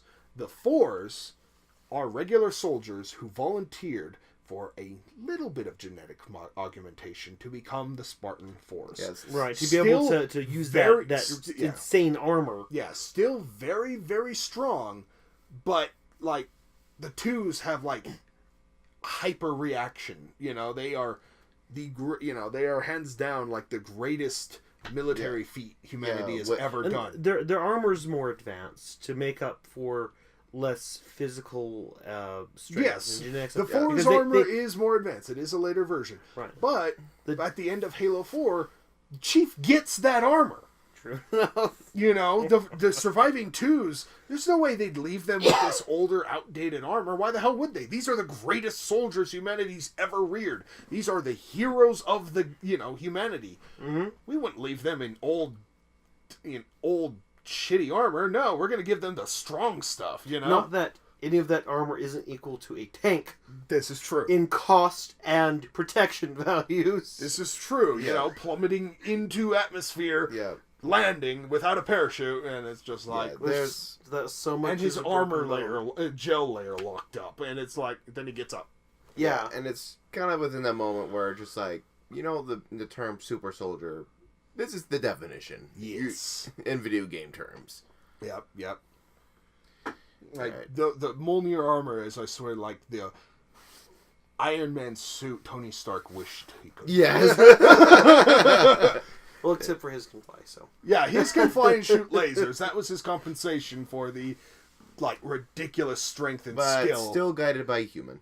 Still got, genius! Because the Mjolnir armor is, I called it insane because if a normal human puts it on that doesn't have the augmentation or the strength to handle it, it'll, break it will break their arm if they it'll break anything they try to move because it automatically reacts via plugging in the back of the head to your movements, and it reacts so fast. It's effectively both an armor and an exoskeleton at the same time. Yeah, and a second skin. Yeah. But yeah, no, they put normal humans in it, and it'd break their arms. Yeah. So back to my original point. Bungie got me hooked on the lore of this series, and what's amazing is that they didn't even really have to put that much of the lore in the game. No, they put in enough to tantalize you, and then they had other sources, other materials that allowed you to get access to more. And I'm pretty sure that's kind of what they were trying to do with Bungie. Is like just kind of... You mean Destiny? Destiny, yes. They were trying to hint, here's a bit of the story, you can go here for more. But it seemed like they cut out a lot of the key bits. Yeah, just kind of like when we, say like we feel like they were lacking, and thus, felt like that's why people said you want the story, go online. But it's like not enough of the story was in the game. Yeah, is what I felt. Yeah. I understand their sentiment. Yeah, yes, the story is available online, and most of it is. And to be honest, Halo was very much the same. but not enough was in the game. Yeah, like the Halo was fun and the story gripped us. Therefore, going online to read more was more of a, that was the drive. More like, of a thing you wanted to do. Yeah, than more had than you to wanted do. to. Yeah, exactly. Thank you, Mike. But all right, so that is pretty much it for games. I mean, unless we want to talk about the scandals and the bad. Nah, really, just Well, that's been talked to death. Everyone knows about the EA thing and all that. But yeah. It's basically 2017 was definitely unavoidably the basically year of the loot box, and just where it's just like there's a lot of spotlights on it, but again, just like our opinions are the same as most you've already heard on the internet. Just like for me, it's just like I don't like them because now they're taking when people say like, oh, there's no DLC, you don't have to pay for a season pass, but at what cost? Yeah, what it costs, and it's just like I don't like this other option as a person that's like, yeah, I don't like the idea of season pass, I don't like the day one DLC, and I get games are more expensive this day and age and such, because I remember when games when they were raised to $60, the outrage.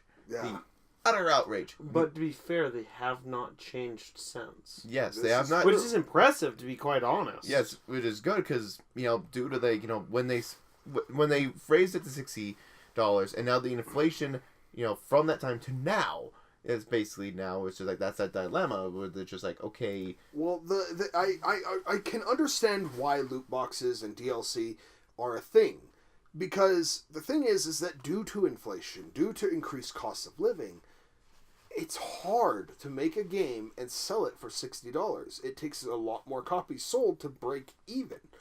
Yeah. And so that is the dilemma. It's like, okay, well, DLC, we have to make more additional content that people want. Yes. So, and that just costs more man hours. So really, DLC is more just covering the cost of those man hours to make the DLC. Yeah. Loot boxes, I think, were like their answer, or at least EA's answer. EA is a huge corporation. Now, don't get me wrong, I don't like them, but I'm playing devil's advocate here. Yeah, go for it. It's their answer to, well, how do we keep up paying for all of our stuff? Yeah. We want to keep making money off of these games because $60 just isn't covering it. But they can't really raise the prices of the games because the shit show. Oh yeah. Like even if it was just $70, that would be even worse. It would, because like some people would understand, people would be like, oh god damn it, but then it's like, okay, games cost money to make, and a lot of games are really, really expensive to make, so they can't raise the price because the outlash would be due, and they want it to be accessible. Really, $60 is like the limit of that accessibility. Yes. I mean, like, parents are now indentured to the $60 amount. Yeah. So they're willing to fork that over, kind of. They're willing to, but... Yeah, it's just like, it's still in that barrier of the, kind of syndrome, but it's just like, still just now, it's just... As we've said, there's not an inexpensive hobby. No. Yeah. But they can't really raise the prices of the hobby because... So the loot boxes were kind of their way of, okay, we can have something that will continuously make money. Because it is gambling. It really is. Because it has that same addictive feeling of, one more. What am I going to get next time? If I just like, even if I was like, oh, like say for example, like I use Overwatch as an example, because to be honest, my knowledge is what kind of started it. Like I can't go into actual details, but I feel like, if anything, that's what I have experienced with the loot boxes, where it's just like, okay, like if say like I got 5 loot boxes. Let's say I get some cool stuff here and there, but if I'm really going for something, I feel like if I stop now, they're like I lose my chance. Like I like again, it's psychology, where it's like I immediately psych myself up. It's like, okay, it's just another $5. Yeah.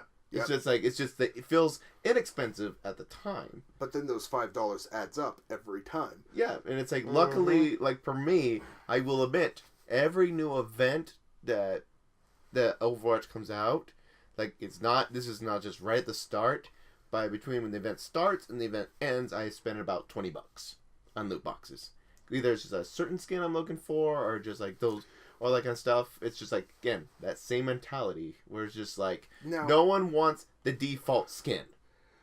Now, here's the thing that I like defending Overwatch versus like EA's practices. Overwatch does it as optional skins. These are cosmetics. All of them are pure cosmetic. Yeah. You do not get a boost to your performance in the game by buying a loot box. No, you don't.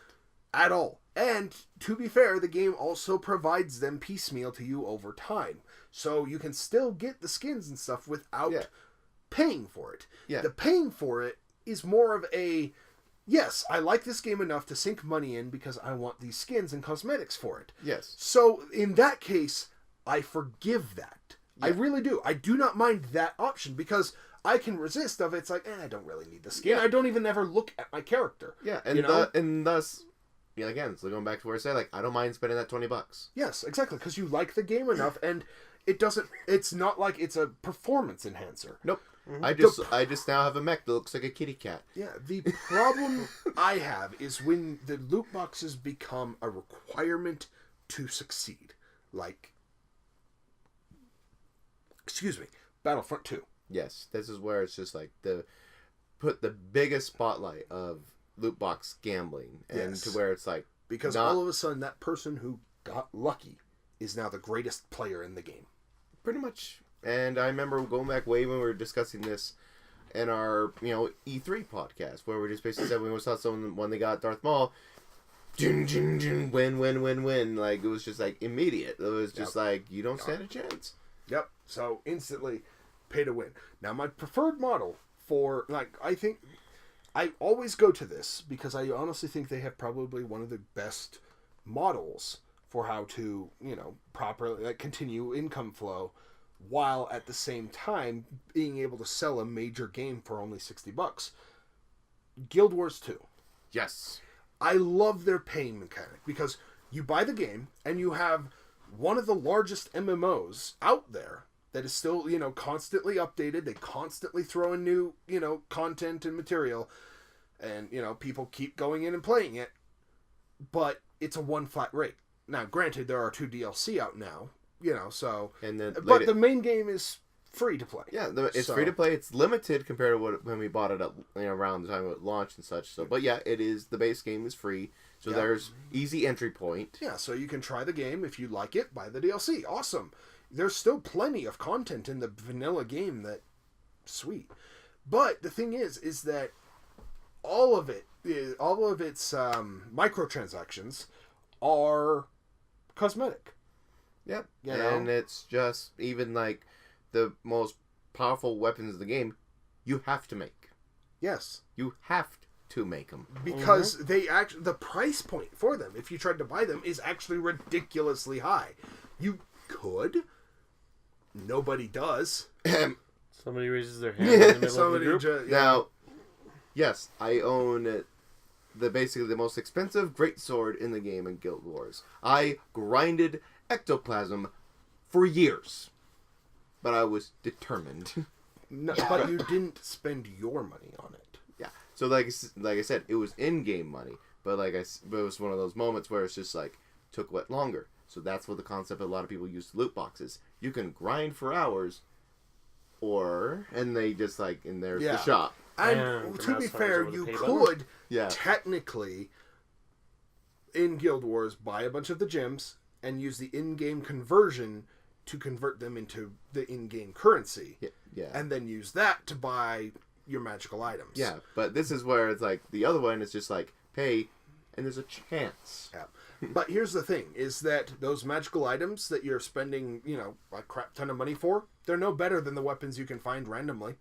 Their stats are literally the same. No, they're not. Slightly better. But again, not enough. The game will kick your ass still. Yeah, the game will kick your ass still. It doesn't make you unbeatable. And you can't use it in PvP. Exactly. So it's just like, there's still the damage is, there's in the thousands compared to when the others are just barely reaching to those thousands. But again, You can't put. He's like, difference between 900 damage compared to 1,200 again. It's like you not even that much of a difference. Yeah, it's just like it's basically you're still getting hit by rays of God in like late game. It's just like that great sword is not going to do well, and I fully acknowledge that. But I wanted that. But it was more cosmetic than anything. It was beautiful. But so it's more cosmetic than anything, and so that's how I think microtransaction systems should go.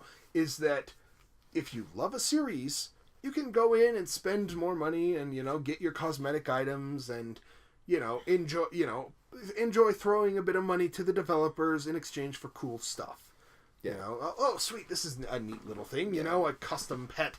It's no better than my regular pet, but it's rainbows. Yeah, but it's Nyan Cat. It's shitting rainbows. Yeah. So that kind of microtransaction and loot box, I don't mind. They do not boost your game performance in any way. No. They are cosmetic. And loot boxes doing that, a little bit more annoying because you can't determine what you're paying for. Yeah. But forgivable because it is just cosmetic. Now Battlefront 2 wasn't that. Yeah, not the case. Anyways, we already said that we went into it when we said we weren't going to. We are terrible, terrible people. See, we are hypocrites. We have said at the very beginning. We apologize. We are human. So, and the only thing I have to, before we go into our trip to PAX, is basically, for me, did not have a lot of gaming because unfortunately I was going through school, but there was a light at the end of the tunnel. I am now finally graduated from my Associates of Applied Science in Visual Arts Multimedia Emphasis degree. Yay! Yeah, thanks, Mike. So sorry, I can't go any higher. No, not a problem. So yeah, I'm officially done with school. So like the only kind of gaming I really did was either just a little bit on Switch, a little bit on handhelds, and I did a little bit of XCOM's new DLC as War of the Chosen. Oh my gosh, I have already said about the ways of XCOM was can kick your butt, can cheat you, but it's so fun when you can cheat back. Now this introduces the Chosen, which are basically elite hunters from the Advent or the aliens. Oh my gosh, do they have abilities that you, for example, my most hated one is the Assassin. Now, the Assassin is just like, as you fight this enemy, they get stronger, they can get more abilities. So, this is what an example, at my current game, what this Assassin can do. 1, go invisible. 2, have Shadow Step, so I can't attack her in Overwatch mode, which is essentially if an enemy moves, my soldiers can open fire. Doesn't trigger that. She can, so example, one time, she came on visible, slashed at my enemy, became dazed, down to 2 health, summoned another alien, ran off, went invisible. 1 turn! I hate her! And, oh my gosh, I even had one stream where almost every mission, I basically had to save scum because it was just failure after failure after failure. It was terrible, so it's just like, and it's like, even though I'm saying all these things, I still love the game because when you can cheat back and finally defeat them, you can't kill them because he's a masochist. Just shut up, I can explain. That's gonna be my ever since our last episode of Magnetic by Nature. That's gonna be my response. I can explain. I can explain. But yeah, so I've done very little games. I'm also having this weird moment where I'm so used to going to work or going to class and I come home and I'm so used to not being able to play games. I'm so used to, okay, I'll get some videos going and I get to work. I have to grant myself permission to play games again. It's that bad. Yeah. So it's just like, I have to tell myself, you can play this game now. We're done here. So it's just, and you have hard drive space, so you can get other games now. So I'm in that weird slog. But again, thank you for those who wish me congratulations. I've been working on this degree for on and off for 9 years. So to finally reach that finish line is very good. And we're super proud of you. Yeah, I mean, that's wonderful. And thank you. And what I wanted to do to celebrate was I took a vacation, and luckily Joy was able to join me. We took a trip down to San Antonio, Texas, to PAX South. Yep. And as again, Mike, I apologize in advance. Sorry, that's like you're unable to come with. So there's gonna be another segment. Fine. Just if you want to shoot something in, just let us know. Other than that, it's just basically a trip with me and Joey. Oh, good. All right, so traders. Thank you. So trader badge. So proudly worn. Yes. Dust it off. Yeah. So right next to your dirty thief badge. Yeah, it's right next to my dirty thief badge. So this is one is like it's a fun trip because normally me and Joy never really gone on we traveled to Colorado for like Landfest, but we've never like gone on a full on trip to a convention kind of a trip. So there was definitely a first. Have you guys gone on a trip just you two together? We haven't. We have not. Because so far I've been on a trip alone with Joey, and I've been on a trip alone with Jesse. So now you two have done your trip along with just you two. Yeah, it was never. So we're all even now. Yeah, we're all even so now. we never had a trip. It was just me and Joey long. More than like beyond another state. So small interjection. I'm so glad you came with me. Yeah. That one year, Jesse, to Landfest, because I was super unsure about it, and at the time we weren't really close friends yet. No, we're not. We were more acquaintances, and we hung out it was with more Joey. Kind of, it was kind of like I was the center. And I think that in a lot of ways is what helped cement us as being actual friends. Yeah. Yes. Proper. Close friends together. So I'm super happy you came with me. Yeah. Anyway, go ahead.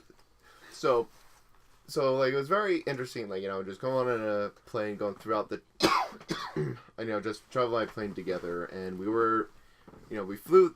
First we flew to Denver. We were just there for just like it was basically a lunch break. Yeah. It was like 45 minutes, and it was even fun. We're just like, all right, time to find our gate. It's right there. It's like literally just like beyond food court, right there. Yeah, so, it was like get off the plane, get to stop at Quiznos, get a sub, walk out, look, go a little bit further. There's the gate, right there. And it's like 45-minute wait to get on the next plane, and then we land in San Antonio like late, it was late at night, and well, not really late at night. It like more like 6 o'clock by that time. It wasn't too bad. It wasn't too bad, but just the one thing took me immediately off guard. It's like, let's walk out. Wind. It's just like, holy crap. Yeah.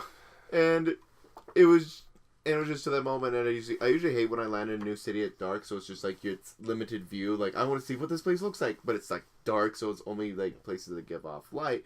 So we were able to call an Uber, which we had one annoying thing. Originally me and Jory were gonna split costs within the Uber app once we found out we could do that. His had a they canceled my login. My phone could not log in to Uber. Period. They canceled my phone's ability to do it.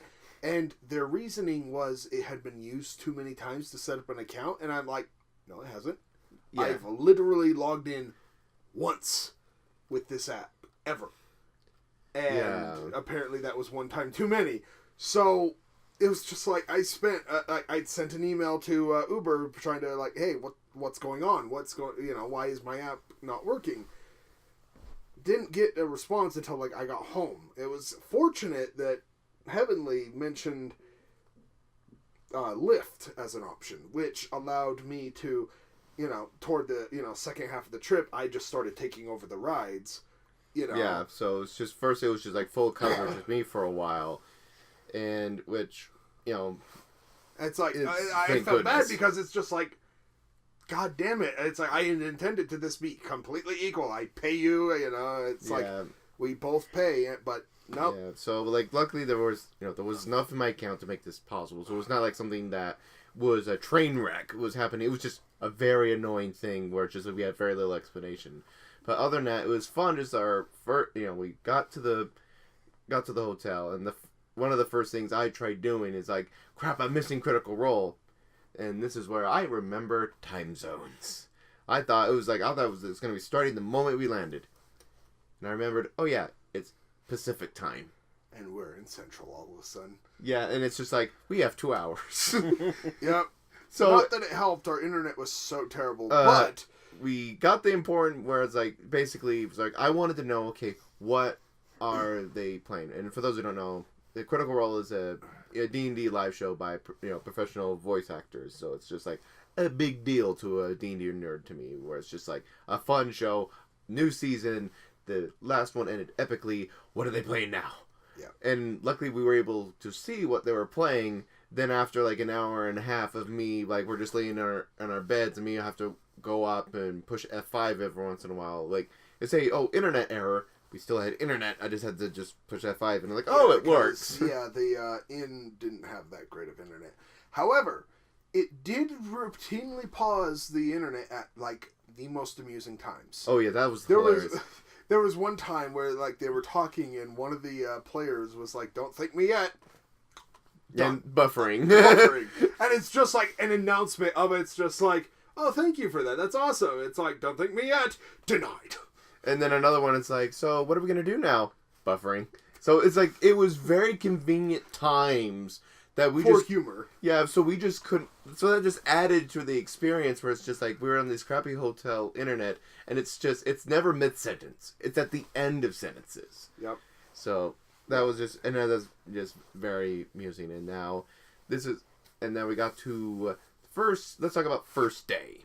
First day. Now, opened up quite amusing because we got in line and we were just standing in line chatting, then they started forming another line right next to us, and Jesse and I instantly started joking. It's like, "Oh, hello, new line. Let us teach you the ways of old line." Yes, our ways of the line of the quite inquisitive, and just made it like high and mighty. Yeah, it's like we are high and mighty talking to the young ones. It's like, "Hello, new line." And it was even funny. There was a person with I don't know which faction, but like one with a banner from Warhammer behind us. And like, look at us, we have a banner. Man. Yeah, what do you have? Yeah, so we had fun with that. So that was like our opening spiel to that. Yeah. So we did a brief perusal of the expo floor, which honestly we probably should have thought of recording some of it. Oh well, but it's just mostly for me. It's like it was vacation. Yeah, it was I didn't even think about it, to be honest. It was just a vacation. Yeah, like I said, I know like when I went to TwitchCon last year, it was just full on. Like there was a demand for me to do a vlog, which I did. It was kind of fun, but again, I was by myself, so it was easy to do. But if this one's this kind of trip, it's just like I'm just here to have fun, which is the one thing I did like when we got there. It was baggage check, which I really did appreciate, because I remember when I went to TwitchCon, it was like I had opened up every pocket, and I'm a person that's like if you want to know what kind of bag I had the backpack of holding from ThinkGeek, that has pockets for days. When I went to TwitchCon, every pocket had to be open. This one is just open up my main pocket, and they were fine with that. Yeah. And it's just, and also we were able to go inside the building. I remember at TwitchCon, it was just a line outside in California heat. Yeah. This one is just like, all right, you're in. And it's just like, just the expo hall wasn't open, but there's just like, we could just be in the line inside the expo hall. There's the lobby, and then there's like the expo, line, in which it's like, okay, just sit here in line to get access into the expo hall. And they just let one line at a time go in, and they just do the whole like, oh, we're not going to run, we're not going to push anyone. And no, everyone was actually pretty well behaved from what I understood. I don't think the security really had much they had to worry about at all there. No, not really. We were very well behaved. Yeah. Well, not just us. I mean, like that was the power of our line. Yeah, that was the power of our line. We kept them in line. Okay, I'm glad somebody took that.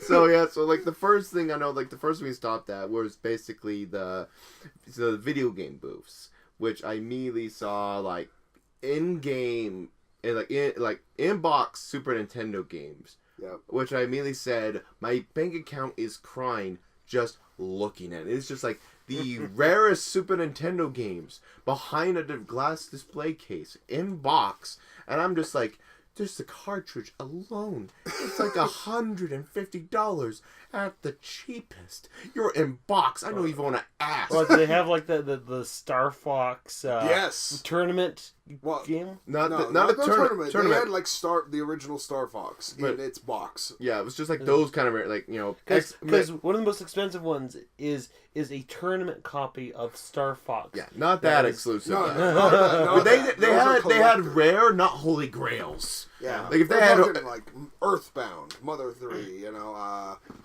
Star Fox, said like Mega Man X3, Castlevania, X Rondo of Blood, and just like even I wish I still had one. it's like Nintendo. I said, yeah, it's like I looked at it and it's like, to me, It's for like- me to purchase you, I have to make a call to the bank.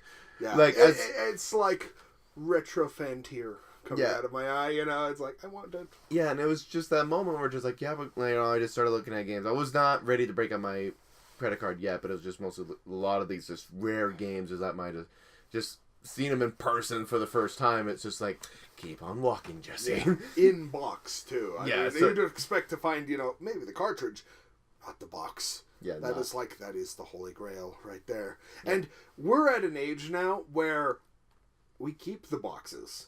Before it's just like rip it open. I have the game. You know, because it's just cardboard. When and it's just like I look back and I lament. It's like stupid child me. And now, and again, I just kind of make that joke. Now Nintendo's selling us that cardboard. Yeah, there we go. They found all the Oh my god, that's probably why. They found all the cardboard from the years. They're just like, oh, the retro fans want cardboard. Now here you go. Did Mr. Mid read it when we say we want proper boxes? Probably. God damn it. Anyway. But I made the first purchase of the trip. Yes. Because I had realized I had made an error in judgment when I was packing. I had only packed my suitcase, with the essentials. I didn't really need, enough clothes for the trip, toiletries and stuff like that. That was all I needed. Yeah. So I did, and it all fit into my little carry-on suitcase. I didn't need a bag, why bring a bag? Then I got to there, and I realized, oh shit, I have my Switch. I have my 3DS. And there's also merchandise. Crap.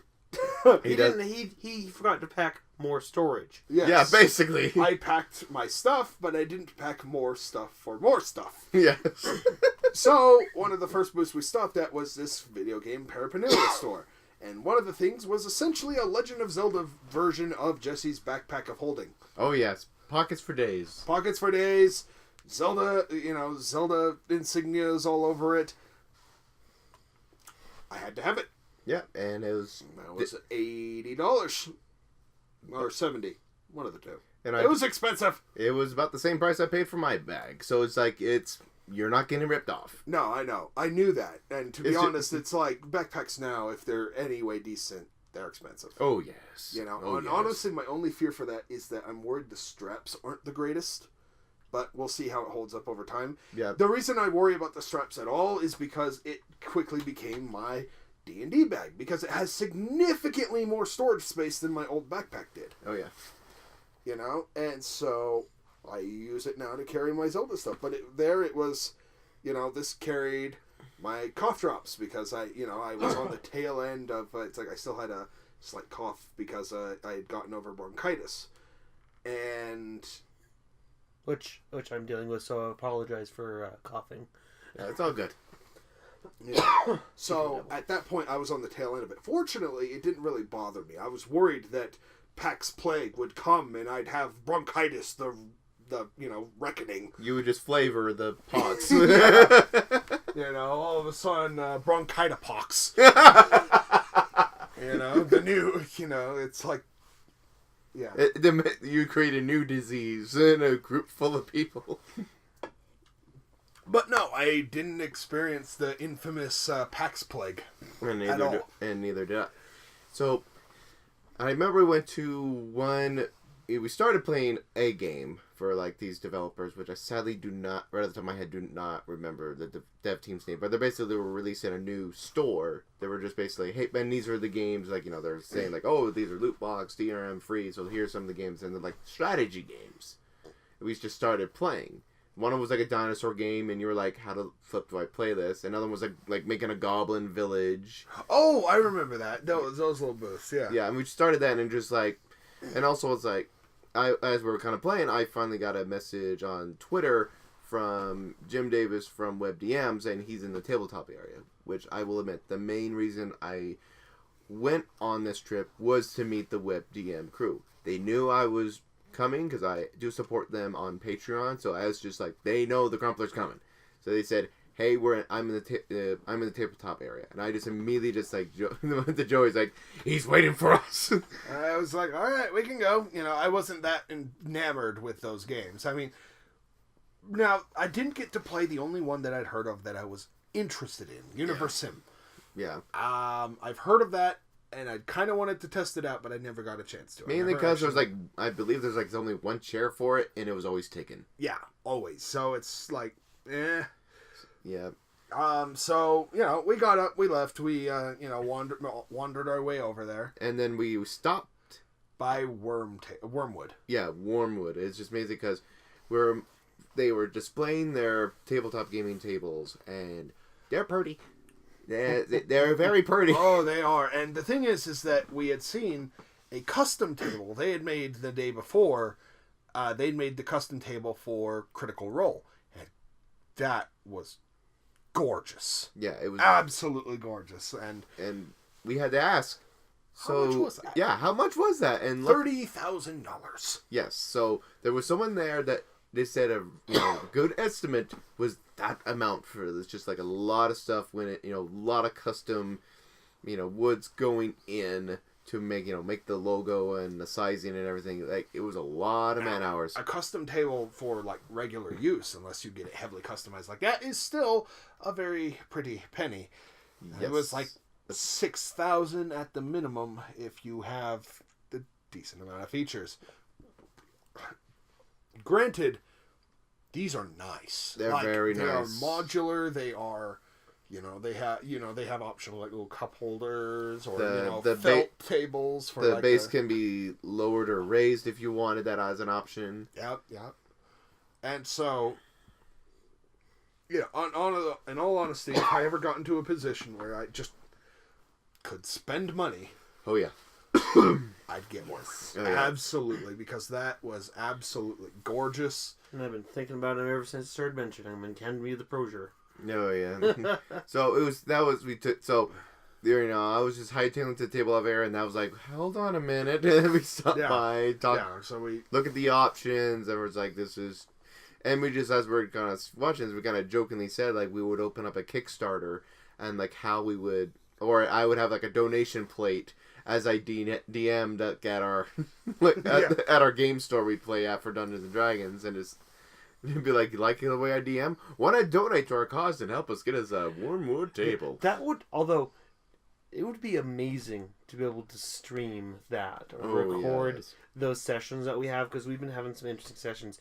Speaking of which, Joey, what is the name of our group in our live D&D group? Our team name. Look up the acronym before you tell them what, or what it means. We're gonna take to pause on PAX. We might as well go into a little bit of our Dungeons and Dragons. Just so I'm not completely excluded from this. Not a problem, Mike. Thank you so much. I'm glad you mentioned it, because this is something we must share with the world. Absolutely, I fully agree. This was a moment of random whimsy.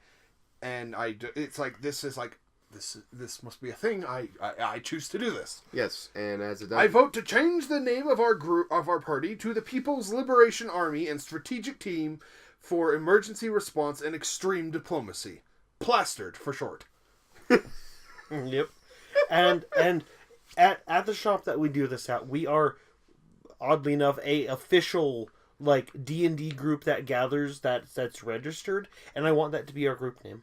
Yeah, and I'm not against it. It's just I know it's not like we're officially part of them, but I wonder what level of official, because I know we don't pop up any of the kind of schedules or anything. No, but we're listed that we play there, and there have been people that have been showing up either to watch us or to join us. And, because we are officially regarded as an Adventures League party. Now that we play Adventures League. We don't we don't play Adventures League, we're sadly. just playing homebrew funny shit. Yeah, and it's just... And out of the books. But, the shop wanted to list us as, as a thing. And to be honest, I understand why they want to. It brings people in, you know? It's like, oh, cool, you're in the shop, It's more than just Magic the Gathering.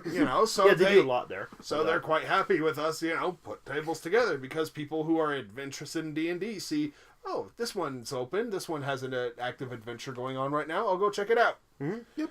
So that's a little sidetrack. Now we're going to bring it back to PAX. So, at first, admittedly, it was difficult to find Jim Davis, because just one of those moments where, admittedly, since we're in this convention center, cell phone service sucks. like garbage. Yeah, garbage, because it's just and this one central point, everyone using their cell phones at the same time. So I am trying to message Jim, telling him, "Hey, we're looking for you. I'm not finding you," and we just do probably maybe like good 10, 15 minutes goes by, and I'm just, as we're circling this tabletop area, and Yeah, I'm getting like and we're still in view of the expo hall, and so I'm like looking longingly over at it as we're wandering around trying to find these random people. To be fair, I had never really gotten into WebDM. I'd seen a few of their shows, but I wasn't like a Patreon of theirs. I wouldn't recognize them if I, before. Now I would, because I've met them, I've talked to them, I got to know them as people before, But before, I hadn't really been, part of their community. So I was like, I have no idea who we're looking for. Yeah. And there is PAX over there. Yeah. I miss PAX. I know. Can I go back to PAX? And I just and I looked to Joey, and I could tell he was definitely getting annoyed. And I said, listen, I understand if you want to go off and do something, that's fine. But I came here to see them. And like maybe like good 5 minutes after I said that, I finally my eyes were locked onto Jim. And I just immediately, Jim! And it's just immediately like, hello there. And I could tell he didn't recognize me at the start. And then I was like, it's Crumpler. I was like, oh, hey. And I'm like, yeah, thank God. I hadn't left earshot yet. So I heard him go, there he is. And I'm like, oh, okay. Yeah. Let's go introduce myself. Yes. So, yeah. So I walked back over and, we met Jim Davis and... It was just late. Eventually, Jonathan Pruitt did join us. Basically... Pruitt had something with his car, so it was just no. Jim. That was Travis. Travis had something. Pruitt came later, then Travis. Well, yeah, Pruitt didn't come much later though. He was technically there at the conventional. He just had they did. Oh, that's right. Jim didn't know where the heck he was. He was just like, I don't know where he is. He's somewhere in the convention hall somewhere. Yeah, so we just got a good chance to really talk with him, and it was just like Jim was like overwhelmed because it's just they never really did a convention that kind of degree, and it was just that kind of fun, and it's where we.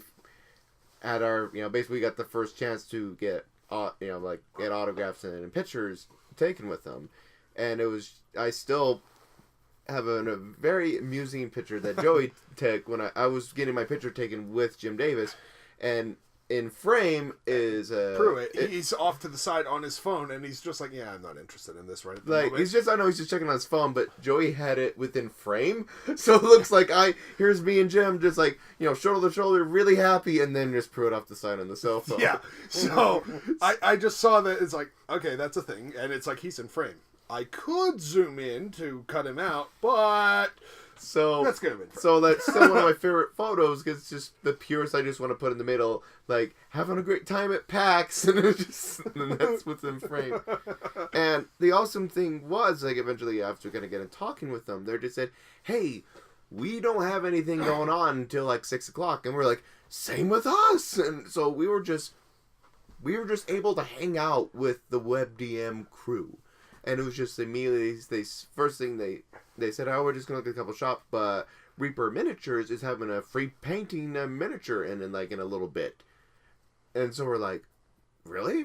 Free miniature? We can paint?" I never do that kind of thing. Like, granted, I did paint a Tiamat statue, which is a 5-headed dragon, but that's not a miniature. That's a figurine at that moment.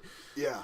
So it was just a model. Yeah, basically that. So it was just like, as we're just looking around, I'm just looking at look at dice because, of course. Yeah. And then we eventually came across Cody from Taken 20, which I was just surprised. He just showed up. He's just like poof, and it's like, I am now a part of your group. Like, he was just there, and I immediately like, "Cody, when did you get here?" And then I immediately realized he doesn't know who I am. So it's just immediately, "Oh, Cody, yes, it's like, I'm a fan of yours. I know you don't, I know you, but you don't know me." And it's like, "Oh, sure." And like, at first he was just immediately just when I said, "Hey, Cody, when did you get here?" It's like, I don't know you. "I'm sorry. How are you, yeah. Tim?" Yeah. Cody, oh my gosh, one of the most charismatic people I have ever met. No kidding, and he makes a fantastic bard. He is just when I say most charismatic, it's like there's not a stop button to his charisma. Oh my gosh, was he so much fun to interact with? And then he was. And bards and charismatic characters are some of the funnest. Yeah, so luckily he's charismatic in real life. He's like he's like that charismatic, like always cheerful, charming rogue bard. You know, he's cheerful and out there and personable, and he has one hell of a singing voice. Yes, so we're just fun to just say, just basically doing a little bit of like shopping around with the Webdean crew and Cody now, and then eventually the Reaper miniatures. The next painting station was open, so we went. And we had two choices of miniatures. It was basically a sword and shield mummy or a nun with the dual-wielding guns. We picked the mummy. All of us did. Mainly because, for me, it's like, as cool as a nun with guns would be, I would never use it. Like, ever. Because unless I play as a nun that happens to be dual-wielding and Call of Cthulhu or something. Haven't you ever heard of nunjas? Yes, but again, I don't play one. So we all started painting miniatures, and it was basically to that level where at first it's like, oh no, my finger dexterity issues are going to kick in. I don't paint on this small scale. And then for at least it was fun for me, where it became immediate just stuff I learned in college. All my years of college as an art student are just taken over, and I'm just like, it's actually working. And it was and also just fun sharing campaign stories, with the WebDM crew and Cody. We were just basically conversing, it was basically it's almost like a cafeteria kind of a conversation. Yeah. We're just as if we knew each other. And it was quite fun. Like, one of the things that I ended up doing, very amusingly, is Jesse had commented about looking for purple dice for Violet, his main. Yeah, is my Purple Dragon Knight character. Yeah. And so every single time we came across a set of purple dice, I'd be like, "Oh, Jesse, look!" And I'd be like, "Stop it!" Yeah, aren't there some of the dice are like $400, $500? Now No, there were some really expensive ones that were actually made out of gemstone. And also there was one that was made up purple. There was another set that was from Purple Knot Wood, which is $420. But it was funny when Pruitt heard the price. He said, "Oh, it's $420." It's like, wow, $4.20. Wow. Yep. Then you're underestimating us a little bit. Yeah. Pruitt and I both kind of drooled over these adventure logbooks that they're basically D&D character sheets that in them are the normal character stats, but there's also additional extras like Last Will and Testament for your character. Oh, marvelous! Yeah, as well as and we're just first like, oh, they're just little notebooks, and I just hear Pruitt, oh, hold on. Yeah, because at first we're opening, it's like, yeah, just a regular notebook, and then we open it, it's like, wait, that's a character sheet page. Hold on, yeah. And you also find that cool, invisible dice. Oh, that was much later on, but we'll get to that in a moment. Okay. So basically, it was just we did our miniature painting. It was just kind of fun. It was just mostly just obviously, the more experienced painters oh, look at this, and just the people are just less proud of their work. Just look at this piece of crap, and it was just fun, just joking about our characters. And even I just started going I unfortunately later on forgot my miniature back at the hotel, but it was one that was fun. Whereas I basically made our miniatures brothers. Just immediately going to almost Skeletor voices. Brother, where have you been? I love how that's a Skeletor voice now. Skeletor has infested our culture so much. Ever since Papyrus. Well, that's even part of before it. Then, Papyrus just added to it. But really, Skeletor is the origination of that voice. Yes. Yeah. So anything skeleton-wise, we think Skeletor. Yeah, and from a shitty, to be honest, a shitty 80s cartoon. It is not a good cartoon. No, it is really crappy. But the main villain from this crappy 80s series is now the defining voice of skeletons. Yes. Yeah. And it was just fun. Eventually, after we're done with miniature painting, Travis, who is the basically the producer of WebDM finally came along with the group, and then we did take a brief lunch break at that moment, and then they proceeded, okay, we're gonna film something, and I thought, okay, they're gonna go off to their own thing. They let us they let us hang around with them. They were just basically going through the expo hall. So I'm not sure if they're ever going to post that video. I'm not sure the status on that. I have not heard from Travis about it. But it was just basically just us and just a group just going through the expo hall together. Just exploring it. So there'll probably be plenty of scenes where we're just chatting with, Yeah, we're clear in view. Clear in view. Yeah. Hell, there was a few times I saw the camera actually focused on one of us. And no, without a doubt. And one of my favorite things, we came across the Guns of Icarus booth. And me and Joey basically becoming missionaries of Guns of Icarus. We're talking about, we love this game, And we talking about it. And they were like, you guys actually know about it. Nice. And we taught them. And just shared our experiences and how it works down. They were like, that sounds awesome. We'd totally be down for that. And then it was just we have a clan. We do. Before I could even say, we have a clan, they were already moving on to the next booth. I'm like, dang it. Yeah. But, yes. But we do, for people who watch this stream, we have a clan in Guns of Icarus. Fun airship, steampunk airship battles. Team cooperation. Yeah, yes. Team cooperation. Team cooperation. Team of 4 people. One captain, group of engineers and gunners. You can mix it up between, I know you 2 gunners, 2 engineers. Or, it depends on how your ship is laid out, really. Right, and there's several different kind of ships, and they have strengths and weaknesses.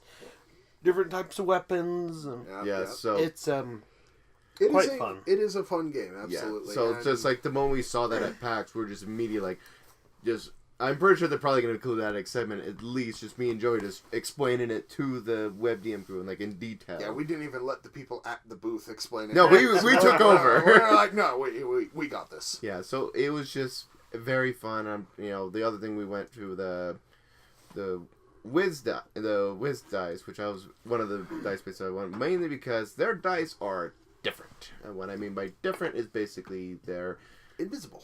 That's level up dice. Oh, Wiz dice is basically what I got the wizard set.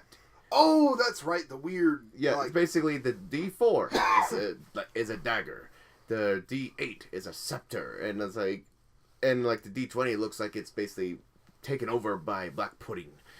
And one of the things they were showing off, that Pruitt originally joked about, was a D20 that was a spinning top. And he was just joking, how it's you spin it, then 20 minutes later, you finally learn your roll. And I jokingly said, I would play it off I spin the top, and it'd be like, alright, this giant ogre comes forth. Every footstep causes a quake amongst you. Boom, boom, boom. As big epic story as this spinning top is going. And it brings forth this club. You see it's going to go to reach perfect art. And it rolls a 3 and it misses. And so the goal of it is you spin it, and then you have to craft a story while it spins until it stops. So that was the joke.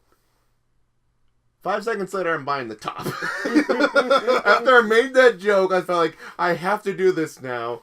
And it's how much? $7. Sold.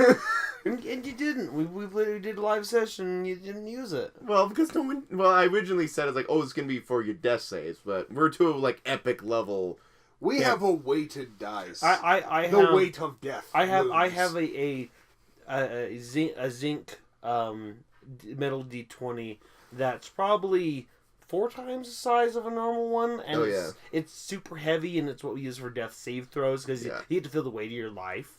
Yeah, so that's I just threw that in later sessions. I just threw that as an option, but again, it's you're level 12s now, so it's I guarantee it's gonna take a lot for you to get to that death saves again before now I imagine it's you reach saves. Oh, you stabilized them. Well, a giant fucking squirrel nearly got it. We'll get to that in a moment. So basically we're basically going through the expo hall, just experiencing more of the wares, and I immediately got sidetracked at one moment because we found Angry Joe on the floor. And I just immediately saw Joey just looking around, and I just was pointing Angry Joe, to your left, right now. Yeah, that was cool. And at first we're like, hey, Angry Joe, it's nice to meet you. It's he's like, oh, what's your name? It's I'm also Joe. Yes. So hey, I'm Joe. I'm also Joe. Yeah, so, I mean, he's like, oh, that's cool. And then he kind of went back to what he was looking at, and I was just like, okay, well, he's not really socializing. So he and I talked Jesse and I were just standing there for a second talking, and then all of a sudden, Joe finished what he was doing, turned around back to us, and started getting into a conversation with us. And we're just like, oh, we didn't expect you to continue. Yeah, we just thought, like, I know it was an inconvenient moment, but it's just like, it's my chance. Like, you know, that took over. So It's just like, it was just a fun conversation, and we learned a little something about it. Because one, I was not expecting Angry Joe to be there, because a lot of the YouTubers I know said, like, hey, I'm going to be at PAX, or I'm going to be at this panel. Angry Joe was not one of them, so he was the absolute surprise. And then we found out why. Originally, he was, usually for a lot of these PAX, he was going to be, as usually, speakers. So he's usually a very special guest. He wasn't at this one. Because of some conflict that occurred last year, there was like a conflict in like he had made a request and it didn't seem like a big deal at the time, but apparently it was because he wasn't invited to be a speaker. And it was regarding the badges. Yes, it was the badge. He had a badge because they got rid of the speaker badge, and he had been collecting them. You know, it was kind of like his little collection thing. Yeah. And so he had asked, it's like, hey, is it possible to get a speaker badge printed? It's just something I like to collect. And it didn't seem like a big deal.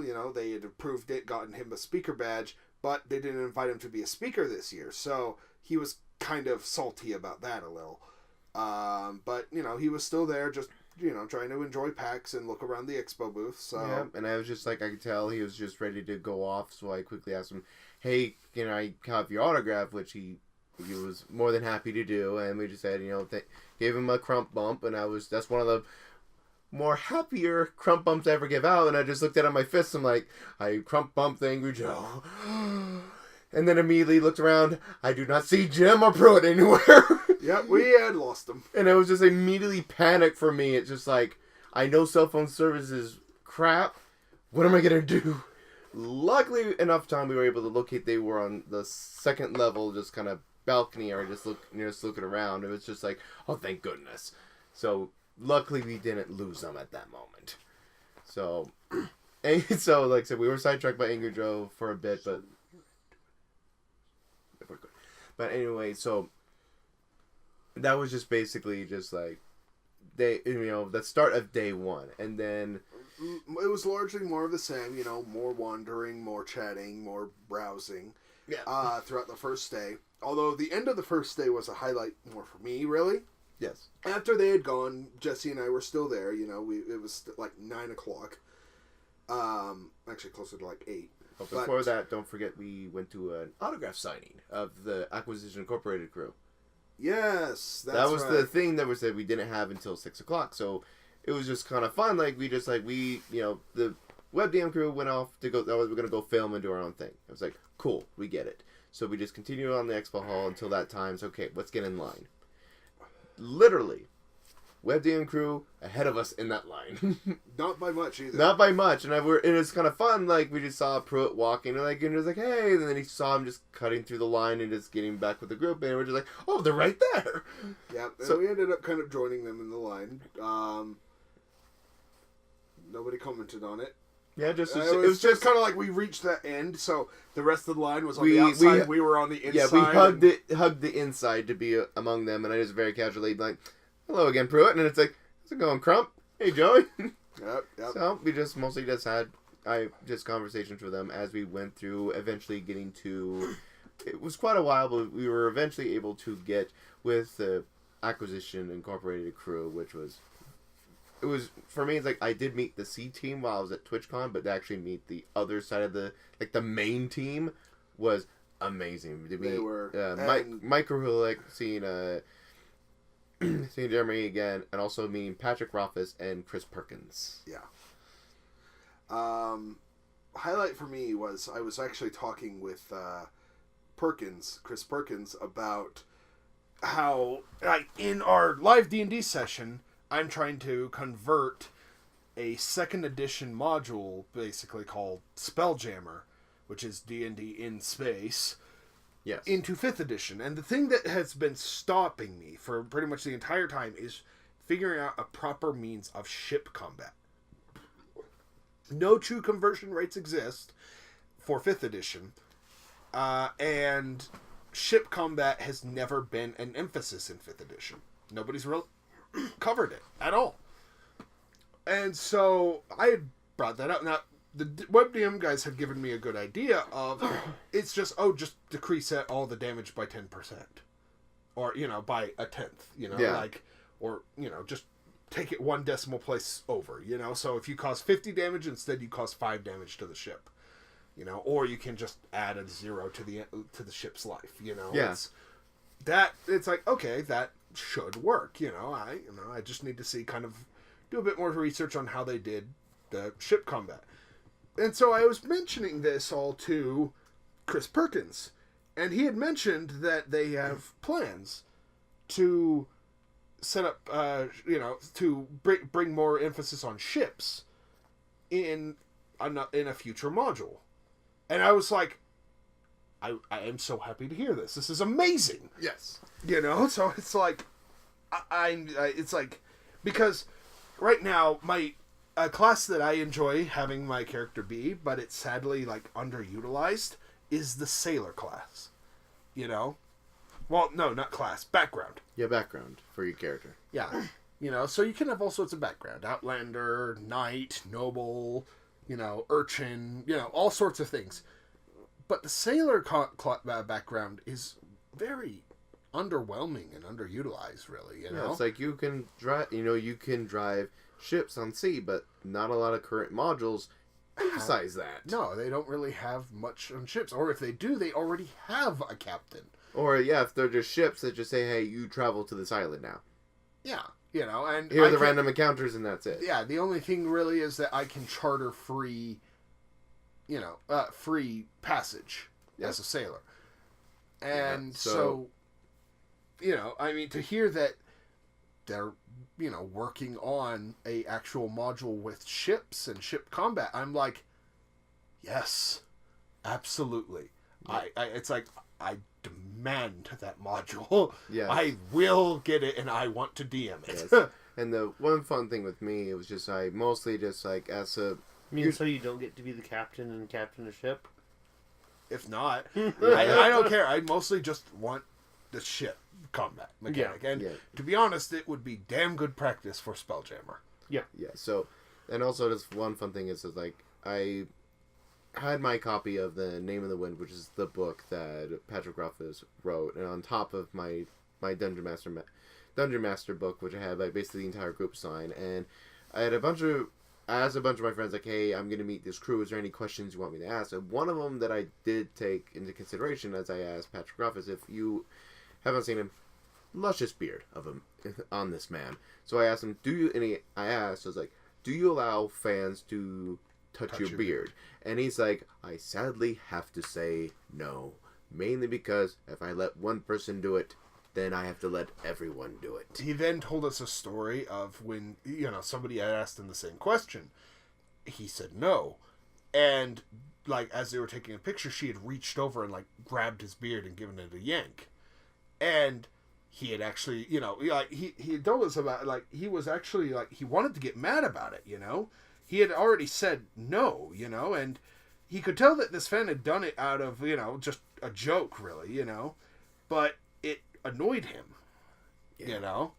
and so he didn't quite know how to respond to it. He just kind of, ended the, session kind of with that fan right then and there, and it's as politely as he could, got away from it, but, so I can completely understand, it's like, okay, he already said no, and you're jump into his personal space. So anyone that has plans of meeting Patrick Ruffus, I bring word from the man himself. No. Don't touch the beard. Don't touch the sacred beard. Yes, don't touch the sacred beard. Your hands are not worthy. Yes. You heard me, Loki, your filthy hands. Thank you. Yep. Yeah. So, anyways, after that, the WebDM guys were ahead of us, so we first immediately just oh, where did they go? Which sadly we weren't able to locate them, but we're just we're going to see them tomorrow. Let's see where the location for True Dungeon is. Yep, so we just kind of wandered over to the True Dungeon Hall. Well, actually, we were thinking of joining that. They were thinking of doing the demo for it. Yeah. So we were heading up that way to try and join them because we were thinking that's where they were. And, well, they weren't there. We sat around, waited for a bit, but they never showed up. So we just assumed, they may have left. We don't know. Yeah. So then we went to the next level down, was the handheld lounge area, which I basically took a bunch of break, but we met a fun group of people while we were there. Yep. So they were people that were primarily there for the handheld Pokemon tournaments, which are going through basically all of PAX. And at first, they, my first interaction with them was I was just kind of, I just had my 3DS out, running through Street Pass. And one of the girls there just kind of leaned over, and it's like pointed at me. It's like, hey, you, do you play Monster Hunter? And I'm like, look up. Yes, I love Monster Hunter. And they're like, excellent. And that was the end of that interaction. So I had after a bit, I'd gone through my Street Passes, and Jesse was just kind of relaxing. So I got up, wandered over to them. It's like, mind if I join you? And at this point, they were all talking D&D sessions that they had done. Yeah. And so sat down, and we just shared stories. And they told us the most magnificent tale of, a quest that basically revolved around the item, a deck of many things.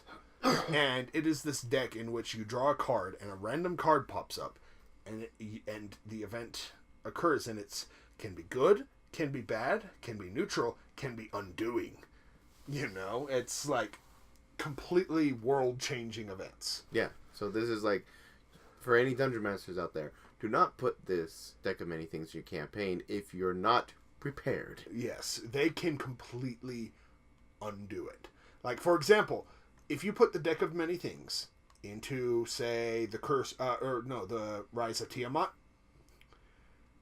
you can. There's a card, the Fates, in which you undo one event in history, and basically the world rewrites itself to undo that event.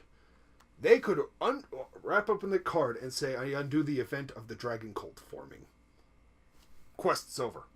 Nobody's trying to resurrect Tiamat anymore. Yeah, that's like, problem solved. Problem solved. Get up, we can all go home. And as a Dungeon Master, that's the end of your campaign. Yeah, that's the end of it. So, and like she had told this one, because it was a continuation quest. They had completed the Rise of Tiamat, and apparently not in a good ending. It was actually kind of interesting. So they'd done a campaign, the Rise of Tiamat, and the end result of Tiamat is the backlash from it. From Tiamat summoning and then them banishing her back in, and thus becoming somewhat minor gods themselves. Magic came like flooding, and I think they described it as like the magic that had been, like all the magic that had been expired from the world as a result of the spell plague. Yeah. All rushed back into the world. Oh, shoot. And so what this ended up doing is the magical races thrived. All the magical races, were, this was a lush of energy and a new food, golden age. A new golden age. Basically, yeah. But the humans, this magically enhanced air was poisonous to them. So, with the exception of, the half species, humans were dead. They were all gone. All humans had been extinct from the world. And so, and they called this event the Cataclysm. And so, the deck of many things, they actually had this one NPC who they'd first drawn the card that this NPC becomes your... well, one of the funny stories was you draw a card that the Knight, which a level 4 Knight character becomes your ally. Yeah, which is easy for just leaving. Alright, NPC in the party. Yep. And then they drew... I don't remember what it's called, but it's basically a card that makes any NPC your enemy. The DM chose the Knight. Easy.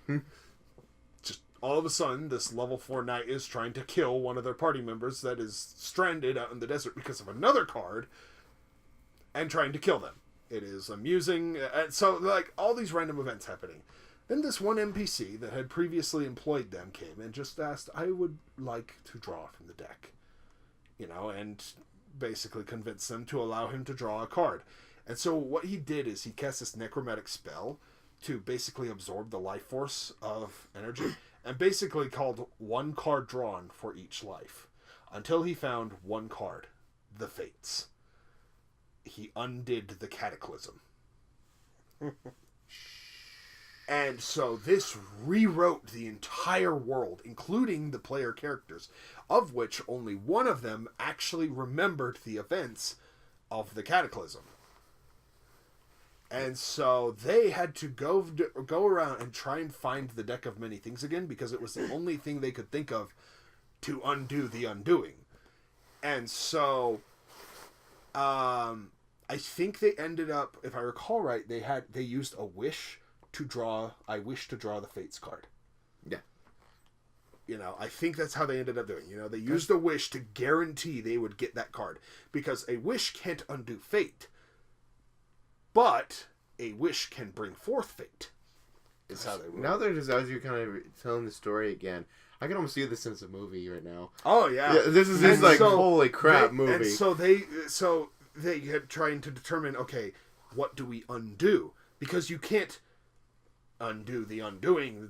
It's not really a sensible thing. It's kind of like the same thing with a wish. You have to be careful what you wish for. And so what they decided to ask Fate to do is they wanted Fate to make it so that NPC did not learn about the Deck of Many Things. Basically enforcing it that if the NPC, this evil character, did not find out about the Deck of Many Things, he could not have drawn from the Deck of Many Things. Therefore, he could not have undone the Cataclysm. Yes. So, it's kind of like using a paradox against itself, Yeah. It's like, he can't have known about it, therefore it can't have happened. So, the Cataclysm was undone. Humans were once again dead, and their lives were back to normal. Yeah. So we just hearing the story, and I'm like, shit. Yeah, we're just like, holy crap. That's one hell of a DM session, I gotta tell you. Yeah, so I do want to 2 at a time. We did explain a lot about day 1. Let's get to day 2. Day 2. So day 2 started off great because we got the experience to do True Dungeon. Ah, yes, True Dungeon. Now that was fun. Think of it as a live D&D session where you are your little character figurine. Yes, you are the character. You can either play as yourself or just, take in the real role play as a character. And at this point, this is where I say that Cody makes a magnificent bard, because he, one of the stipulations is, they jokingly say they don't actually intend for everyone to do it. But they try and say, hey, if you're a bard, you have to sing your parts. Yeah, you have to sing. Cody did. Yes. And you could tell they were like, yeah! Yes. A bard that's actually singing. Yes. And he actually has a very good voice, let me tell you. Yes. So it was just kind of fun. So we first, were with the WebDM crew, some of their friends, and Cody, one of his friends. So we had that kind of crew going in. So they give us, I can't remember exactly how many tokens, but basically they gave us a bag of tokens, which are essentially gear. It could be armor, weapons, necklace of magical properties, potions. Basically, you're given random gear. Yep. And you basically, then you go into this, basically put you in this little room, and we're basically see basically a poster of just layout of tokens. And we had to choose our class. Yeah. So I came very prepared because the moment I found out about True Dungeon, I started heavy on research to build a good character. And after going through all the different classes, I decided I'm going to be Paladin. Yeah. So I went just off of I didn't have any pre-prep. Yeah. Because at first, I didn't even think I was going, and then I did go, and I didn't, this to me was like a one-time thing. I'd never experienced True Dungeon. I'm not going to sink, dozens of dollars into something that, for all I know, I'm only ever going to experience once. So, I just used the tokens they provided. Yes. And so, based off my token set, I'm like, okay, this looks like a set for a ranger. Yes, and it's just at the time, like you said, you think in ranger, one of my random things was a bow. which I did find out was my only rare item I got. So I gave you my one rare item, which is that bow. Yep. Which is, for me, my build was basically full-on strength. So I literally do very low damage and very low chance to hit with the bow. So it's like, Joey, here. Yep. And that was basically that whole entire token sessions was basically getting your character, and then if you had an item or something that could assist another, it's just you traded or you loaned. It was a trade. It wasn't even loan. It was literally just here. You know, I have a ranger set. If you have anything good for a ranger, give it to me. Yeah. You know, hey, you have a bard. Here's a layer. You know, it's like. Yeah, for me, it's like I once had one of my pre-pubs. Like I had a bunch of tokens I bought already, and one of the things I bought was a scroll for who was a bard, druid, or cleric. I know, like basically, kind of because basically a Jim Davis, put. He's like classically, no one picked cleric, so we're just like bard. Here's a scroll of healing. Yep. So then after that amount of prep, they basically get us our player. It's basically our party sheet, which is basically a giant character sheet with all of our stats on there. Yep. So it's just like when you enter these rooms, there's a DM in that room, and they go off in there. So the first room we go in is basically the training area. So basically, when you're in combat, there's basically a shuffleboard. We place our weapon on these very special magnetic pucks, and we basically all roll them across this table together, and at the very end, it's like a silhouette of the creature. And it's just like there's certain weak points we have to aim for. So that since we're attacking all at the same time, it could be you accidentally knock another player off, which would count as a miss, or you can knock him in the area where you want to be. So we're all practicing, and I know Jim Davis was playing a wizard, which in order for him, he had to do some memorizations. Yep. Which was basically memorizing for a wizard. He was memorizing planes, which that was just interesting. That's a Cessna. That's a Boeing. Yeah.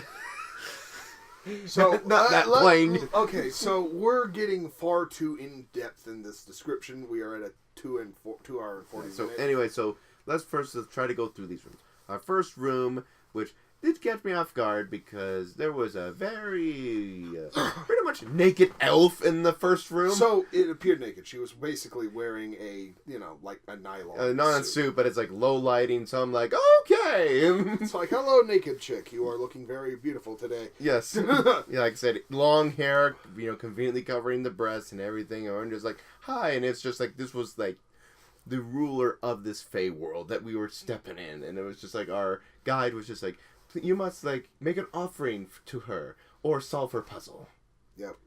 And again, this is where, as Joey's saying, like, this is where we found out about Cody's voice. Like he was playing a bard. It's like, I offer her a song, and then immediately it's like the ruler's like, go on and sing, and it was like, shit.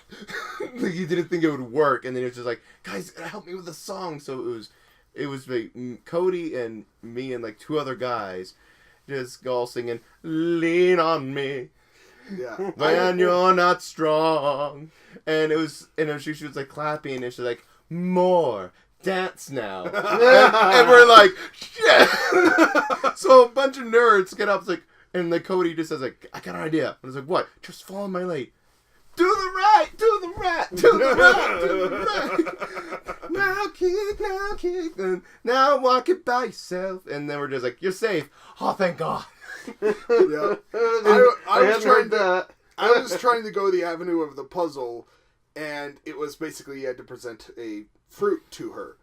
And my first guess, I was wrong. And then we managed to figure out the right one, and I offered it. Here, give her this. And so he offered it. Yeah, this works. And then I was trying. It's like, okay, so someone else can offer her the next fruit, but she doesn't like to receive the same gift twice. So I'm trying to think. Uh-oh.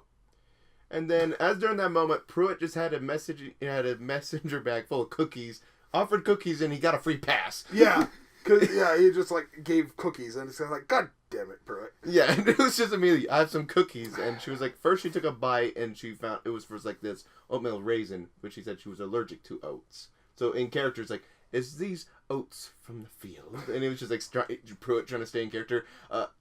Yes, but there's snickerdoodles and others in there, and that saved him. But it was just immediately we just saw him offering cookies, and we're like, gosh dang it! Yep.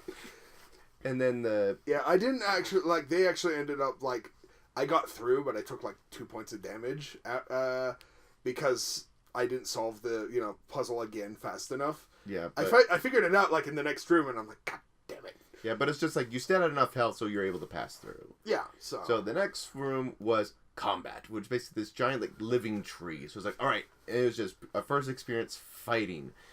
Boy, did we hit a lot of groin shots to that tree.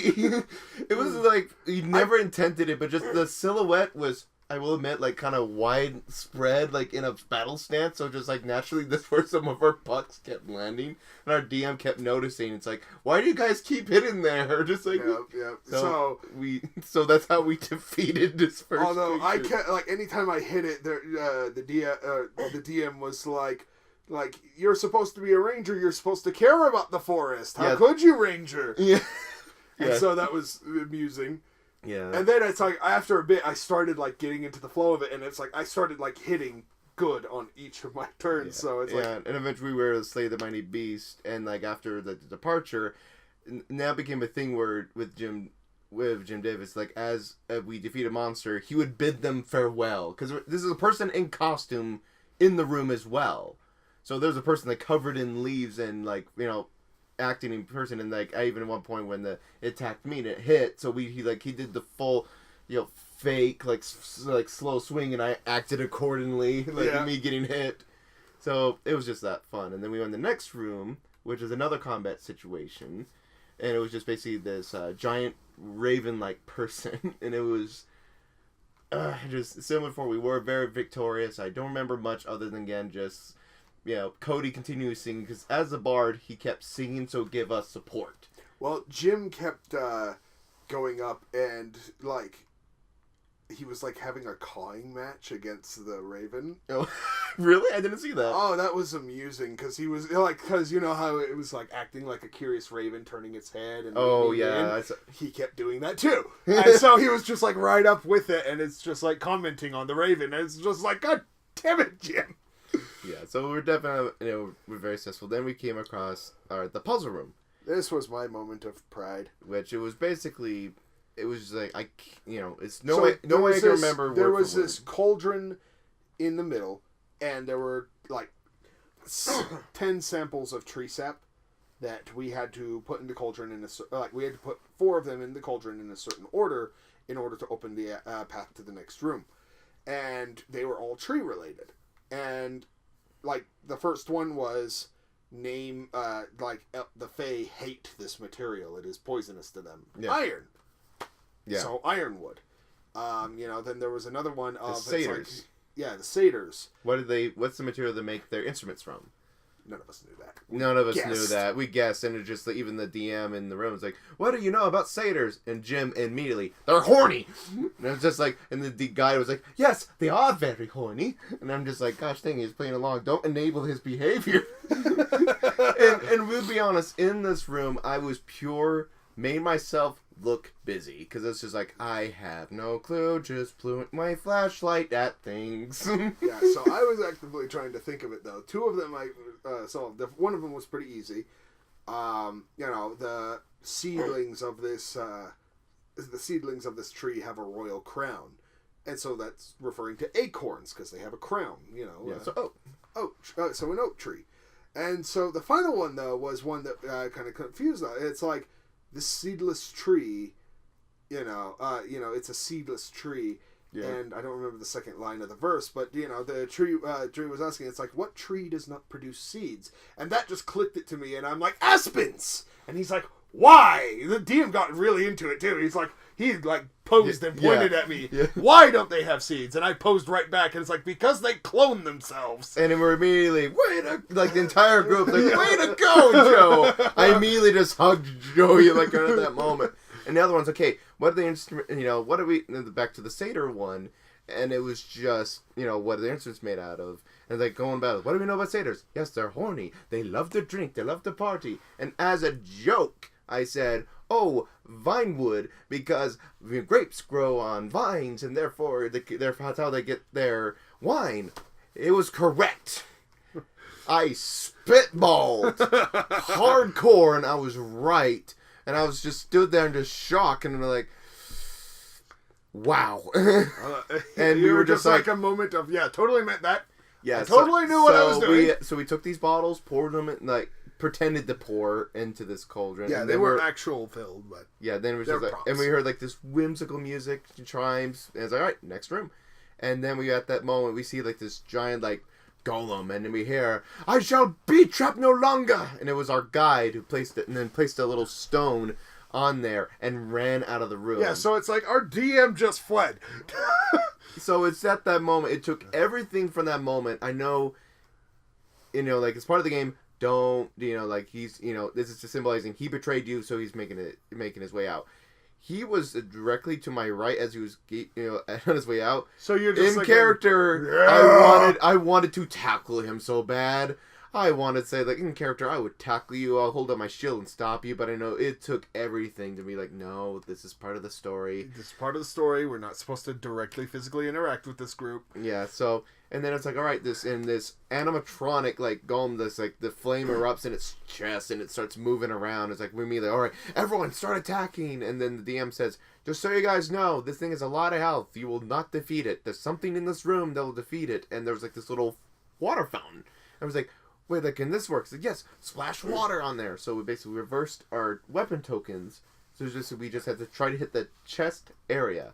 Boy, was that hard. It was. None of us managed it, really. It was like, Until finally one turn, like 3 of us managed it at once, and we're just like, yeah!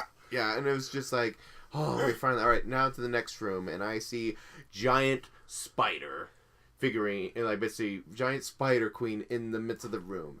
Now, I read the beginning parts of The Name of the Wind, and this is where this adventure was based on. So these are basically giant spiders with swords on their feet. And I jokingly said, if these spiders are in there, I'll flip. They were. They were! Immediately. I'm like, no. I was joking immediately. I was joking! No! And I hear immediately, other spiders have hopped onto your party members. And I just see... like, oh, god damn it! Yeah, well, so who were the ones that got jumped on by the spiders? Myself, the wizard, and someone else. I don't remember. Yeah, so it was you, Jim, and someone else that got jumped on. I think the rogue. All right. Anyway, so Cody was technically the first one to lose all his health. Yes. He was the bard. He lost all his health, but Jesse used the remainder of his healing spell to bring him back. Yeah, so it was like a very tough battle. We were taking 10 damage per hit. And keep in mind, we were... like, basically, to start, like, around in the 20s on max health. Yep. So, these were, like, the things to kill you. Yep. So, eventually we got the mini spider off my back, but I instantly got targeted by the big spider, and, well, I got hit to, like, 0 health. I had 10 health left. I'm at 0 now. So, I'm out, and we don't have any way of bringing me back. So the DM chooses, like, Ranger, come over here. And he's like, you're going to be my assistant. And I'm like, oh, do I? Pick who the spider targets. I swear, I picked him because he had the highest AC in the party. Now, who is him? Jesse. Yes. The paladin had a 24 AC. Everyone else had, like, in the teens. So, logically, it's like, I am going to pick the paladin because it makes sense. Yes. And then he said, you roll, and he said, all right, he rolls, he hits, and Joey hears, I'm dead. It's like, whoops. Yeah. It was literally whoops. Yep, I rolled good against my friend.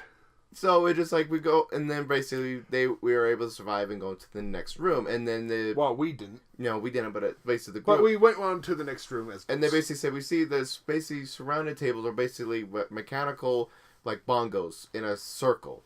The DM in this room is like, hey, who are my dead party members? And then they told us early on, say, like, if we die, we cannot interact with the party. We cannot make sounds or anything. We can just be observers. So me and Joey decided to basically pantomime an argument. Yep. Like, and it just basically like we were trying to interact, or even at some moments we're just like, miming, over there, over there. You realize if I was there, it would have been, ooh, I'm haunting you. It was so tempting not to do that. And even a couple occasions where just the players just come up to us and be like, and it was just a couple times they're just like, hey, dead guys, and we just be like, and just miming, hi, how are you? Because we're not supposed to interact with them because there's a limited amount of time to actually do it. So, we're not supposed to interact with them at all. But, so pantomiming, though, I could tell the DM would just found that amusing. Yeah, it was just like, we're not supposed to, but we were just far off in the corner of the room, and he just said, like, hey, I might use you as wolves or something if I need you or something. So we're just waiting. So they're basically just sitting there waiting, watching this cute girl prance around the room. Yeah, there's like this elven girl just basically, trying to give off clues, and they're trying to basically they had to figure out a musical sequence in this room, which unfortunately they weren't. They ran out of time, so they didn't die, but they were still technically. They're basically the end result was that they're now trapped. So they're just at the gate to escape. So we're like, all right, so we technically survived.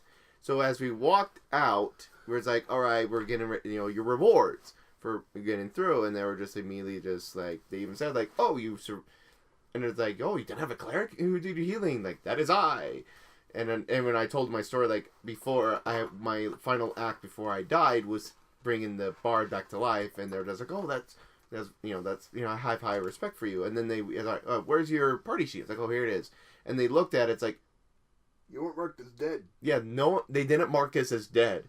So the judge at the final end, it says, you were resurrected. Yeah, so we survived. We survived on a technicality. Yes, so technically we did not die, and we made our escape out of the moon gate. Yep. So that was pretty much the highlight of the second day. Well, no, that wasn't the only highlight. There was, of course, Acquisitions Incorporated. Which we were not going to detail because it's up on YouTube now, so if you...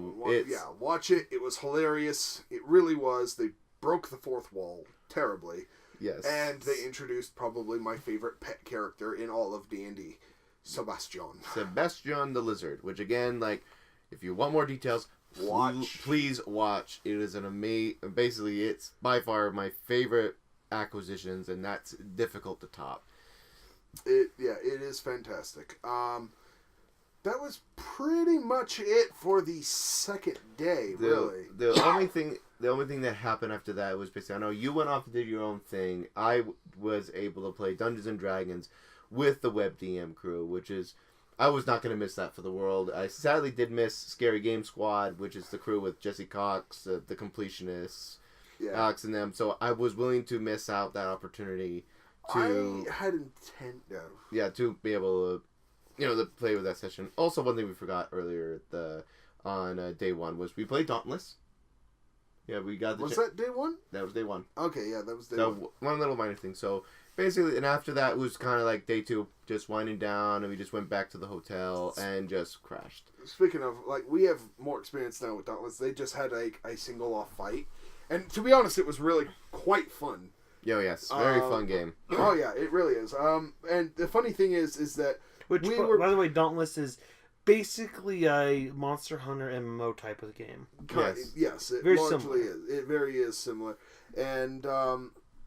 So we were paired with two random people there, and everyone just picked their weapons, and then we went and fought. And well, we had some technical difficulties getting connected. We kept breaking the game. That was the amazing. Even the developers like, what do you guys keep doing? I was like, playing the game. Properly. I enjoyed breaking the game. So we kept breaking their build apparently. Yeah. But three of Jesse and the two others were wielding hammers. I was wielding a sword.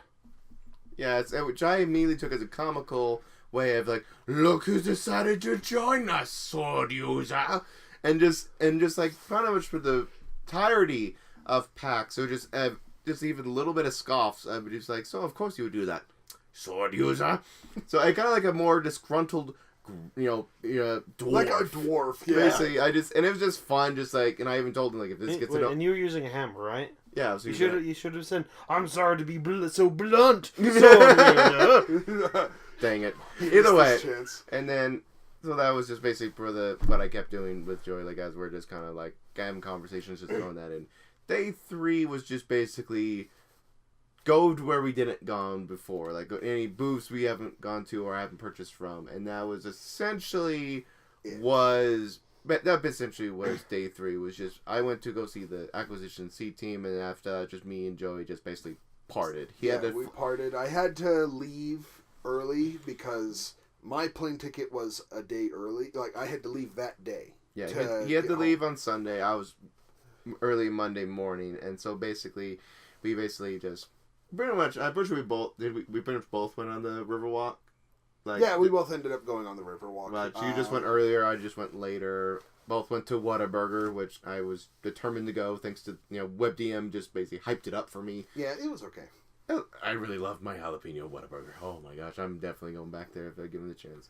But anyway, an amazing time at PAX. So again, it was one of those conventions. Yeah, there were a couple things I do regret. Like I forgot, missed out on Scary Game Squad. But I know I'm gonna run into Jesse Cox again. We did run into him, and Joey embarrassed me in front of him. Hi, Jesse. It's like this. Meet the other Jesse, who shares the same birthday as you. And he just gives this little happy little shrug, and we're just like in line at Dauntless. I'm just like, that's not how I wanted my first introduction to one of my internet heroes. I just cheekily grinned at him. Yeah, and I just gave a little humble punch in the arm and headbutt to the shoulder. Pretty much. Yeah. But I would love to continue talking about like Dauntless, and our experiences now with the closed beta because we got access codes to it while at PAX. Yes. And there's of course Monster Hunter World, which was just released, but we are 3 hours in. I hope you guys have enjoyed this extended and very long overdue version. Yeah, it's basically what this is. It's basically huge makeup for our absence, which again, like, I'll take a huge amount of blame for that. But again, it's like, I'm back into the reins. We are... Next time, we'll try and keep this going more frequently, and we will make sure they are in smaller segments, because 3 hours is a long time to sit and listen to three nerds talk about nothing. It's like a regular podcast. But anyways, again, thank you so much for helping us get to 400 subscribers. We literally cannot do this without you guys. You motivate us. I think they deserve another group stream sometime. Oh, without Indeed. We have things to choose from. We do. We can do things. We have things. We have plenty of things to choose from. We can play a variety of games if we want. Yes. Or multiplayer or single player. But I feel that 400 subscribers deserves a celebratory stream, which we can then post on YouTube. And just, as a celebratory, hey, we reached 400. It's a minor... Definitely. I do not object to that. Definitely sometime I would love to do that. But again, thank you so much for joining us. I am Jesse. Joey. And Mike. And I hope we get to talk in the corner once again. Sync the audio.